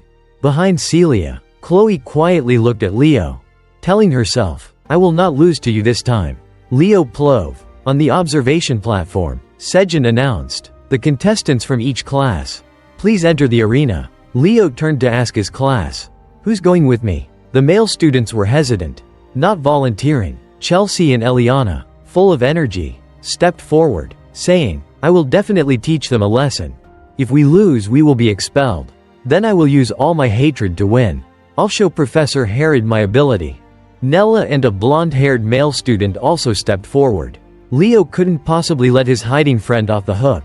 Carl, you know the last spot belongs to you, right? Carl peeked out, bewildered. Oops, but why? Leo didn't care. He reported to Sejin. Class 5 is ready, Professor. Sejin nodded. Good. Now, he threw the ball high. Starting the ball game, everyone was very nervous. Leo and Duran jumped up to grab the ball. Duran was more skilled, grabbing the ball for himself. Alright, our class will go first. Leo jumped down, saying to Tide, hey Tide, quickly explain the rules to me. His friend explained, the rules of Bastera are simpler than you think. Channel your energy into the ball and shoot it into the goal without using your hands or feet. The team that scores 11 points first will win. Someone called out, the ball is coming. Prepare. In the goal was Carl. Duran channeled his inner power, hitting the ball hard towards Leo. Leo jumped back to avoid the ball hitting the ground and flying towards Class 5's goal. The Class 1 students cheered happily. Duran Moira, great job. In contrast, the atmosphere in Class 5 became extremely sluggish. Tide was sad. It seems that Professor Herod plans to expel all of us. Leo turned to ask again, how do you get control of the ball? There are 3 ways. When the ball goes out of bounds during the opponent's turn, when we catch the ball, and, before he could finish, suddenly Nella yelled, dodge. Leo and Tide only had time to turn around, and the wobbly ball hit Eliana. The ball from just now was from Celia. She stood and laughed. What are you whispering about over there? Can't you focus on the match? Tide worriedly helped Eliana, who was in a lot of pain, explaining to Leo, "You can't directly attack or block opponents. Just now was the third way. When a member is eliminated when they are hit by the ball. The only way to attack them is by using the ball itself."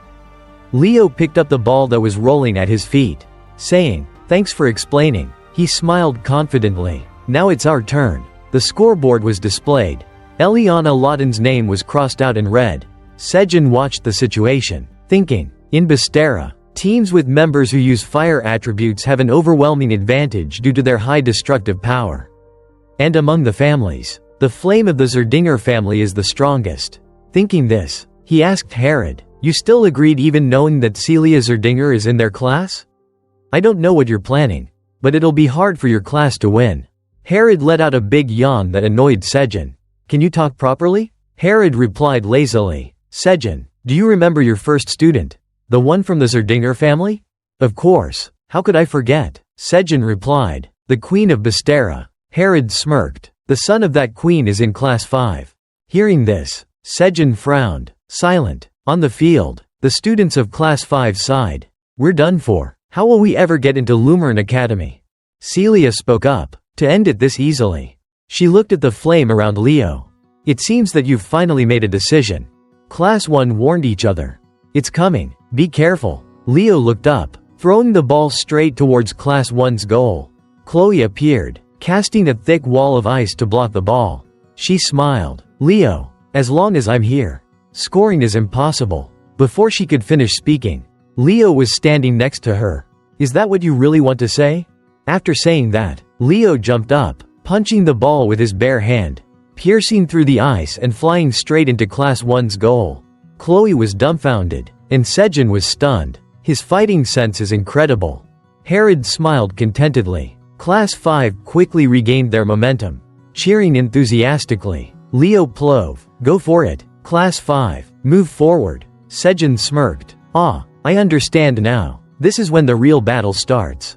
With Leo's attack that evened the score, the battle became more intense than ever. The two classes unleashed their power, using all kinds of skills to gain the upper hand. Fire, earth, ice, and wind were all displayed with great effect. Of course, there were those who were eliminated in the battle. The score was separated by 1 point, then tied again, becoming extremely intense. The score reached 9-10 in favor of Class 1. Duran focused his power, throwing the ball with tremendous force and lightning speed towards Carl, intending to end everything with this shot. Carl poured all his mana into his hands, taking the full force of the shot. Carl smiled contentedly, his body smoking. Hee. Anyway, my mana is almost gone. I'll leave the rest to you. Leo. He threw the ball to Leo. 2 students helped Carl up. Leo praised his friend. "Well done, Carl." The score between the two sides was now 10-10. This round would be the decisive one. Class 5 was very worried. Our opponents are 3 of the most outstanding students. Class 5 only had Leo Plove left, while Class 1 still had Duran, Celia, and Chloe. Everyone was worried that Class 5 only having Leo would be a huge disadvantage. Leo picked up the ball, staring intently at his opponents. Chloe was in a ready stance. "I may have lost in the magic theory test, but I will not lose this time." Chloe split herself into 4 ice versions, standing to block the goal. Celia and Duran were also ready. "Come here, Leo." Leo lifted his heel, a blue light rising. Then Leo disappeared before their eyes. The 3 of them bit their lips. Leo was too fast, making it impossible for them to keep up with his speed. Leo sped past Celia. She yelled, "He's not going to attack. He's focusing on scoring." Chloe used her magic from her left eye, intending to predict her opponent's movements. An illusion spell? Too superficial. So where is he really? But then she realized with a shock, this magic is. Leo moved extremely nimbly before her eyes, appearing and disappearing. Impossible to grasp. Chloe was stunned. Forgetting to defend, she collapsed. Leo easily zoomed past her, throwing the ball into the goal, ending the match. Chloe turned to look at Leo. It's celestial magic. How can a human use the magic of the elven race? The results were clear. The winner was Class 5. Class 5 erupted with joy, repeatedly cheering Leo's name. 2 upperclassmen hugged each other. Hick, thank goodness we're not going to be expelled. I was afraid that I'd have to go home immediately. Sejin turned to ask Herod. Expelled? What are they talking about? Herod chuckled. We should call it motivation. Right? Sejin, seeing his 3 students looking extremely downcast from the loss, sighed, then approached them. He held his hand out in front of Chloe. Are you frustrated that you lost? Chloe was still kneeling on the ground, raising her head slightly to answer. Professor. He smiled. When the match ends, no matter what the result, you must greet your opponents. You all did very well to win for your class. Those who cheered on their friends and those who put their all into the arena. Therefore, you should be firm and proud. The students of Class 1, hearing this, looked at their professor with great emotion, quickly regaining their spirits. At this moment, Herod called out, as if teasing, Hey, losers, come here to end this. Sejin, who was calm a moment ago, advising his students, now looked like a volcano about to erupt. Sejin gave a summary of the match. Both classes did very well. Class 1 showed their talent and abilities, while Class 5 didn't give up until the very end, overcoming all challenges. They recognized their limits and succeeded in overcoming the difficult situation. I hope you will work and compete together in harmony. Everyone, shake hands. The 5 representatives of the 2 classes lined up, shaking hands after the match. Celia praised Chelsea. You lasted longer than I thought. I thought you would lose sooner. Chelsea replied, I was about to say the same thing to you. You're as stubborn as an ink prince. Carl smiled brightly, shaking hands with Duran, but this time, we won. Obviously. Duran's face was grim, his eyes looking at Carl darkly. Chloe had tears streaming down her face. Keeping her head lowered, Leo held out his hand. You were great, Chloe. With a bit more experience, you will definitely become extraordinary. Chloe frowned, raising her head. Are you making fun of me? But then seeing Leo's warm, smiling face, she lowered her head, thinking to herself, one day, I will definitely defeat you. She reached out and shook hands with Leo. A month later, during lunch, Carl asked about Chelsea and Leo's club membership status. By the way, what clubs are you planning to join? Leo thoughtfully replied, I'm thinking about forming a club. Hearing this, Carl was horrified. He shouted, sending food flying out of his mouth. Chelsea dodged quickly. You need to eat more neatly. Then she turned to Leo. If Leo forms a club, I want to join. Carl regained his composure, asking carefully, what kind of club is it? A hero research club. Carl and Chelsea were very surprised. Leo explained, I want to learn more about the forgotten heroes and the original hero. Kyle? But he's not a forgotten hero. He's just fictional. Carl said, it seems that no one will join your club. Chelsea thought to herself, does this mean I will be alone with Leo? She hurriedly raised her hand. Me, I want to join. Suddenly, the students murmured, pointing to the window. Wow, they're back. Hearing this, Carl also hurriedly stood up. Oh, that's right, it's today. Chelsea and Leo, not understanding what was going on, also stood up to look. Carl said, today is the day that the 5th-year students return after conquering the hero dungeons. Fragments of the heroic chronicles were scattered across the world.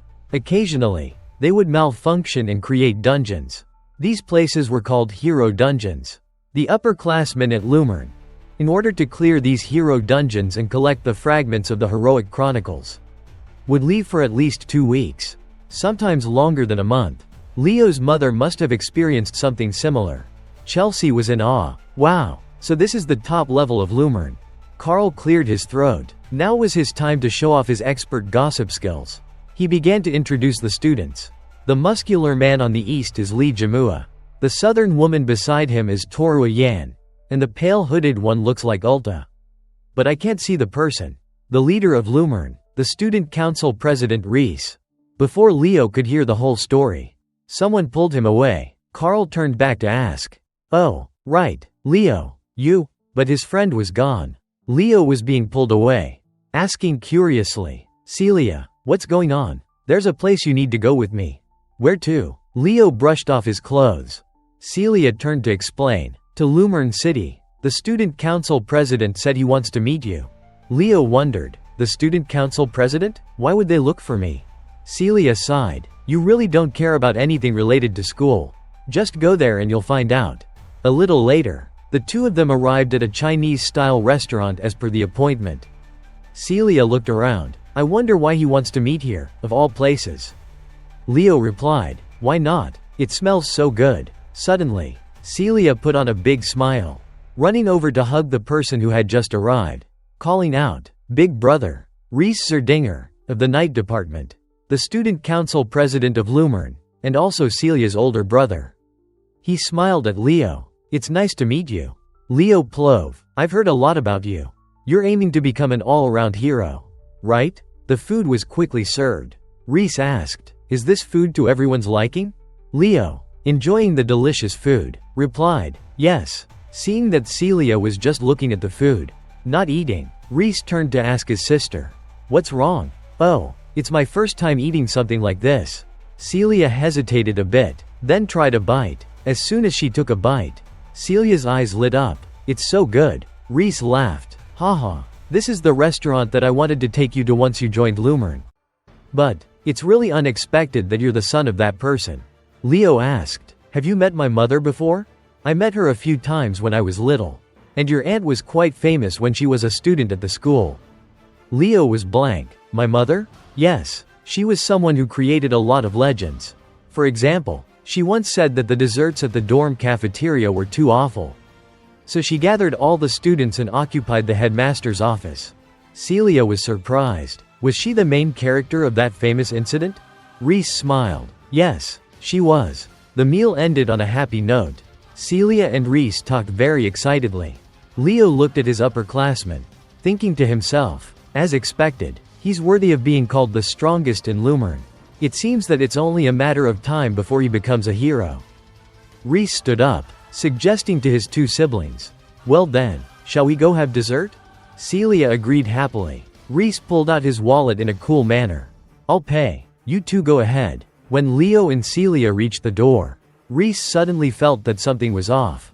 He held the fragment of the Heroic Chronicles in his hand, which was glowing, looking very surprised and confused. Why is this happening? After finishing their meal, Leo and Celia returned to the academy for their classes. In Professor Herod's self-study class, Eliana raised her hand. Professor, I have a question. Herod, sitting casually on his chair, arms crossed, replied, Eliana laden, let's hear your useless question. She stood up. Why haven't we chosen a class leader yet? I heard all the other classes have already chosen theirs. Tide agreed. Oh, that's right. Herod scratched his ear, looking thoughtful. A class leader? Oh right, I forgot about that. Then he made a decision. Leo, you do it. Eliana was teary-eyed. Why? Tide was also confused. Professor, shouldn't we choose the class representative democratically through a vote? Without saying much, Herod slammed a stack of papers on the table. Class leader, take this and organize it. Eliana blanked, then quietly sat down, as if nothing had happened. The speaker announced, in a few moments, we will have a joint lecture on herd research. All first-year students, please prepare to go to the auditorium. Leo spoke up. Professor, should we prepare to go now? Herod snapped his fingers in agreement. That's the spirit of a class leader. The first-year students swarmed into the hallways, walking together toward the auditorium. Carl, seeing Chloe, greeted her immediately. Hello Chloe, you look tired. Hearing her name, Chloe turned around, looking like she hadn't slept for a week. She walked towards Carl with her dark circles under her eyes, asking, do you have any more fatigue recovery medicine? Can you sell it to me? Carl pulled 2 small bottles out of his invisible bag and gave them to her. Here's all that I have at the moment. Leo wondered, you're already pushing yourself so hard this early in the semester?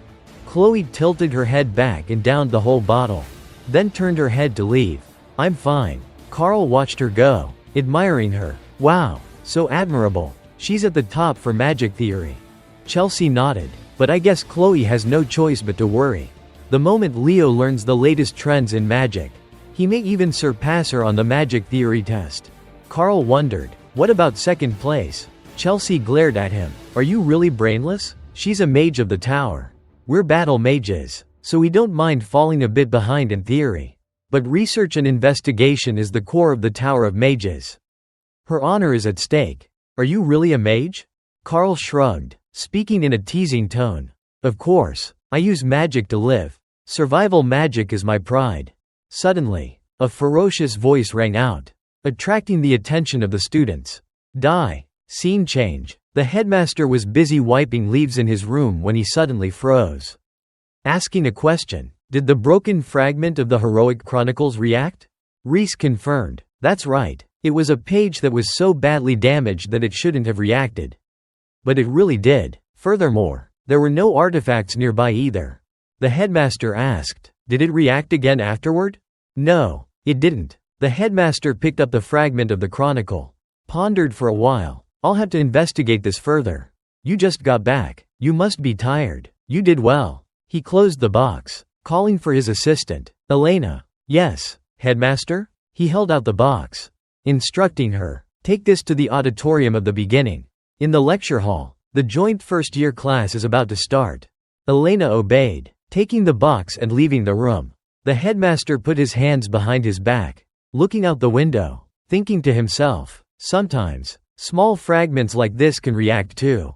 If the person recorded in the Heroic Chronicle is in contact, it will react." A little later, at the Lumer Academy lecture hall, the professor in charge of class 1 to 8, the first-year Hero Studies class, Artian Near, was frantically trying to calm down the noisy lecture hall, which sounded like a bustling marketplace. The gentler she tried to be, the less the students above cared. Freely chatting away, a person's patience has its limits, and a blue and red light emanated from Artian as she unleashed her inner fury.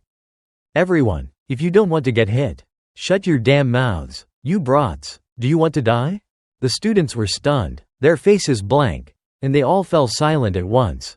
The professor yelled, "Which one of you should I take care of first? You're human, not bugs. So why'd I have to yell like this? You people really don't listen. I already don't want to go over pickleball levels, but you have to make my blood boil." Then, as if suddenly realizing she was being too over the top, Artian returned to her normal state, her voice gentle as if she hadn't been yelling at all. "Ah, finally. It's quiet. Thank you, everyone." Not a single student dared to move. This teacher changed faces faster than flipping a book. The students of Class 8 trembled, thinking to themselves, "Oh, God, no matter how many times I see it, it's still so scary. Our professor is really too terrifying." Hoo-hoo, Leo thought, "So she's a psychic mage. Even in my previous life, psychic mages were very rare." Artian picked up a knife, smiling, saying, "We will now begin the joint lesson of the first-year Hero Studies class." After the appearance of the Heroic Chronicle, the reason hero families appear is this: to open the world of a hero. You need an object that has a deep or strong connection with that hero. Therefore, descendants of heroes can open hero worlds more easily. This is the reason why Lumer Academy, where the Heroic Chronicles are stored, and these families have a deep relationship. Although it's political, you could say that it's like the connection between a key and a treasure. Leo listened very intently. This story is really interesting. At this moment, Elena, carrying the fragment of the Heroic Chronicle, opened the door and came in. Artian was still enthusiastically lecturing. "Now do you all understand why hero studies are so important? Hero studies are important because they help us find clues to conquer a hero's world and understand them more. In your final year, you will choose a hero to inherit their power and test your skills with their pages of the Heroic Chronicles." Elena came in front of Artian, holding up the fragment of the Heroic Chronicle. Artian, understanding, smiled and said to the students, "Everyone, this is a fragment of the Heroic Chronicle that the fifth-year students of Lumern brought back." The students were very excited, cheering loudly. The whole group was looking eagerly at the professor's every move as she opened the box. After only opening it a little, Artian suddenly slammed the box shut, saying, "All right, before we experience this fragment of the Heroic Chronicle, let's talk about what your goals are as a hero." Celia raised her hand to volunteer. "I want to become a knight that surpasses the previous generations of my family." Artian praised. "Oh, that's a wonderful goal." Chloe said, "I want to write a magic book that only contains my original magic." Carl placed his hand on his chest. "I want to become a supporter of heroes." His classmates cheered. It seems that Carl wants to become someone who can support heroes. How wonderful. When it was Leo's turn, he coldly declared, "My goal is to completely destroy Erebos." As soon as he said that, the entire auditorium was shaken. Artian was confused. That's a truly astonishing goal. Alright, next person. Carl looked at his friend. Stuttering, unable to speak. The people around him were laughing. Is he dreaming too big? Haha. The new student representative's goal is really. Sejin turned to ask Herod. What do you think? Herod also had to admit. It's chilling. Because he's not the type of person to say empty words. It's been millennia since Erebos was split into pieces and sealed away. But he has been reborn many times over the years. One fragment of him being reborn is a disaster. But his dream is to completely destroy Erebos? After everyone had said their goals, Artian continued with her lecture. So today, we will read a page of the heroic chronicle that was brought back from the dungeon. After each class guesses what hero it belongs to, we will learn how to conquer that hero's world. Oh, and by the way, in case anything unexpected happens, the professors of each class will be watching, so please don't cause any trouble. The students were excited and nervous. Finally, this is the first time I'm touching the heroic chronicle. Nella's eyes were sparkling. Tide, next to her, was restless. I'm so nervous. Artian continued. Alright, then, the representatives of each class, please come up here. Celia, Leo, Avid Llewellyn, and Chen Shaw stepped up onto the platform in turn. Artian continued. This time, 2 fragments of the heroic chronicle were brought back. Of course, we will only use one for today's class. The other is a very small fragment. But we brought it out to show you that fragments like this also exist. Artian held up 2 boxes. Student Leo, choose one. Leo picked the smaller fragment. A yellow light suddenly burst out. Surrounding the auditorium, a message appeared. The heroic chronicle is opening. World of Unidentified. Chapter Unidentified. The light and aura became stronger. Sejin was worried. Is it getting out of control? The yellow light surrounded everyone, then slowly faded, revealing a strange scene that made everyone confused. All around were scattered corpses of demons and animals. A female student, overwhelmed by the surprise, panicked. There are corpses. Herod warned his students. Prepare yourselves. This is a hero's dungeon. Sejin pointed in one direction. Herod, I see a wall over there.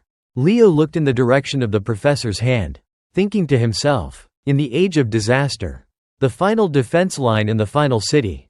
Gardeslin Wall. If it was the right time, Leo quietly said. Yes, Kyle, my unfulfilled wish was truly foolish. Suddenly, a voice spoke, matching what Leo had been saying. Except the name Kyle was left blank. Yes, my unfulfilled wish was truly foolish. Everyone turned to look. The figure of a woman appeared. She said, but we will save the world. Leo was silent, standing face to face with that familiar face. He whispered, Lycinas. Suddenly, the illusion blurred. The last thing that appeared was Lycinas's smile. Then the illusion shattered, and everyone was still trying to understand what had just happened. Shaw was worried. Professor, what's going on? Herod suddenly said loudly. All classes are suspended. Everyone, please remain calm and leave the auditorium. The students left one by one. Leo stood still, looking at the fragment of the chronicle in his hand. He was now certain. Kyle's page. This is my chronicle. Lost in his thoughts, Leo didn't notice Herod standing with his arms crossed, carefully observing him. A while later, after returning to class, everyone surrounded Leo, asking about his experience. Eliana yelled loudly, Did you meet the King of Wisdom? Chelsea was enthusiastic. That's amazing. This is a historical event. So that was Lycinas's heroic chronicle? Eliana cried out in regret. I knew I should have become the class leader. I missed such a great opportunity. Carl laughed teasingly. Yeah, you did. Just as Eliana angrily hit Carl, Professor Herod appeared. It seems today is the day of your funeral. He was leaning against the door. I came here to scold the noisiest class. And here it is. Choose self-study or expulsion. Class 5 immediately returned to silence. Leo sat deep in thought. Why is my heroic chronicle the only one that's messed up? It's in such bad condition that I can't even recognize whose world it is. He remembered the message boards and the blank information, as well as Lanice's. It's almost like someone deliberately destroyed my heroic chronicle. The true heroic chronicle is an item to inherit the power of a hero. If someone doesn't want a new hero to be born, that is likely arrowbows. I need to investigate why my heroic chronicle was torn apart first. A month later, at the magic department, Professor Len was enthusiastically lecturing. The original magic. In other words, a unique magic. This will be your practical midterm test. Original magic is a type of magic that clearly shows the individuality of the mage.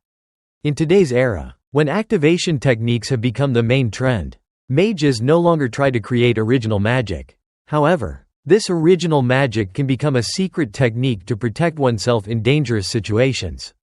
The star magic that every elf learns, in reality, is just a small copy of original magic. In history, only one person used real star magic, and that was its creator. The founder of Nebulage, Luna. Chloe, hearing that, glanced at Leo, remembering the magic he used in the ball game before, and her face turned grim. On the other side, Leo also looked over, his attention landing immediately on the book radiating dark light next to Chloe. She also noticed, hurriedly putting the book away. Seeing Chloe's reaction, Leo quietly guessed, "A grimoire?" Professor Len finished the class. "Now, I'm sure everyone is looking forward to discovering their unique magic. Class is over for today." The students slowly moved out of the class. Leo grabbed Chloe's hand. "Wait, Chloe." She frowned, not answering. Leo smiled. "Would you like to have lunch with me?" Then he thought, she hid that grimoire just now. Chloe shook his hand off. "I don't have time for that. I will definitely defeat you in this practical test." Carl approached at this moment. "Hey, what's up with you two?" Carl put his arm around Leo's shoulder. Laughing, "Leo, you devil, are you daring to challenge the Ice Queen's #1 position in Magic?" Chloe said, "I've already lost to Leo technically. However, when it comes to magic techniques, I cannot let anyone surpass me. So this time, no matter what, I will win." Her eyes shone with determination. Leo smiled at his friend. "If I back out now, wouldn't that be disrespectful to you?" Chloe nodded slightly. Leo held out his hand. "Okay, let's both prepare well." Without hesitating, Chloe reached out and shook hands with Leo. Carl's eyes lit up watching them. That's such a natural way to hold hands. As evening approached, Leo entered the hero tower, both observing and thinking to himself, "Somewhere around here is the Lumer Forbidden Library. If I can get there, maybe I'll find some clues about my lost heroic chronicle." My bumpy road. Leo was lost in thought, not noticing two upperclassmen walking past him. The two of them giggled. "Oh, isn't that a first year? Why did he come here? He's so cute." Suddenly, someone called his name. "Leo Plove?" Leo looked up, recognizing it was a fifth-year student from the magic department. Torua Yan. She was chewing on candy as she spoke. "I've heard a lot about you from Professor Len. It's nice to meet you." Leo bowed politely. "Hello, senior." Yan stretched her leg out to block his path, asking, "What's a first-year student doing at the hero tower?" Leo explained, "I came to meet the student council president." Yan nodded. "If you join the magic department, you'll have a chance." "I'm already in the magic department," Leo said. Yan smiled, then stepped aside, letting Leo pass. He politely thanked her and continued walking. Suddenly, Yan called to him, "Leo, I want you to declare your major as the magic department before the end of this semester." "Understood?" She smiled, but her eyes seemed to be warning him. Leo nodded a goodbye, then turned to leave. He walked to an elevator, pressing the button for the 9th floor. But the elevator didn't seem to want to work. Leo was confused. "What? Why isn't it working?" A hand covered in blue mana stretched out, pressing the button for him. Then instructed, "You need to channel mana into it. That's how you activate it." Leo looked up, and saw it was a fifth-year student from the night department, Lee Zamu. He smiled warmly at his junior. "It's nice to meet you." Leo Plove. "So, you're the hotshot first-year representative, huh?"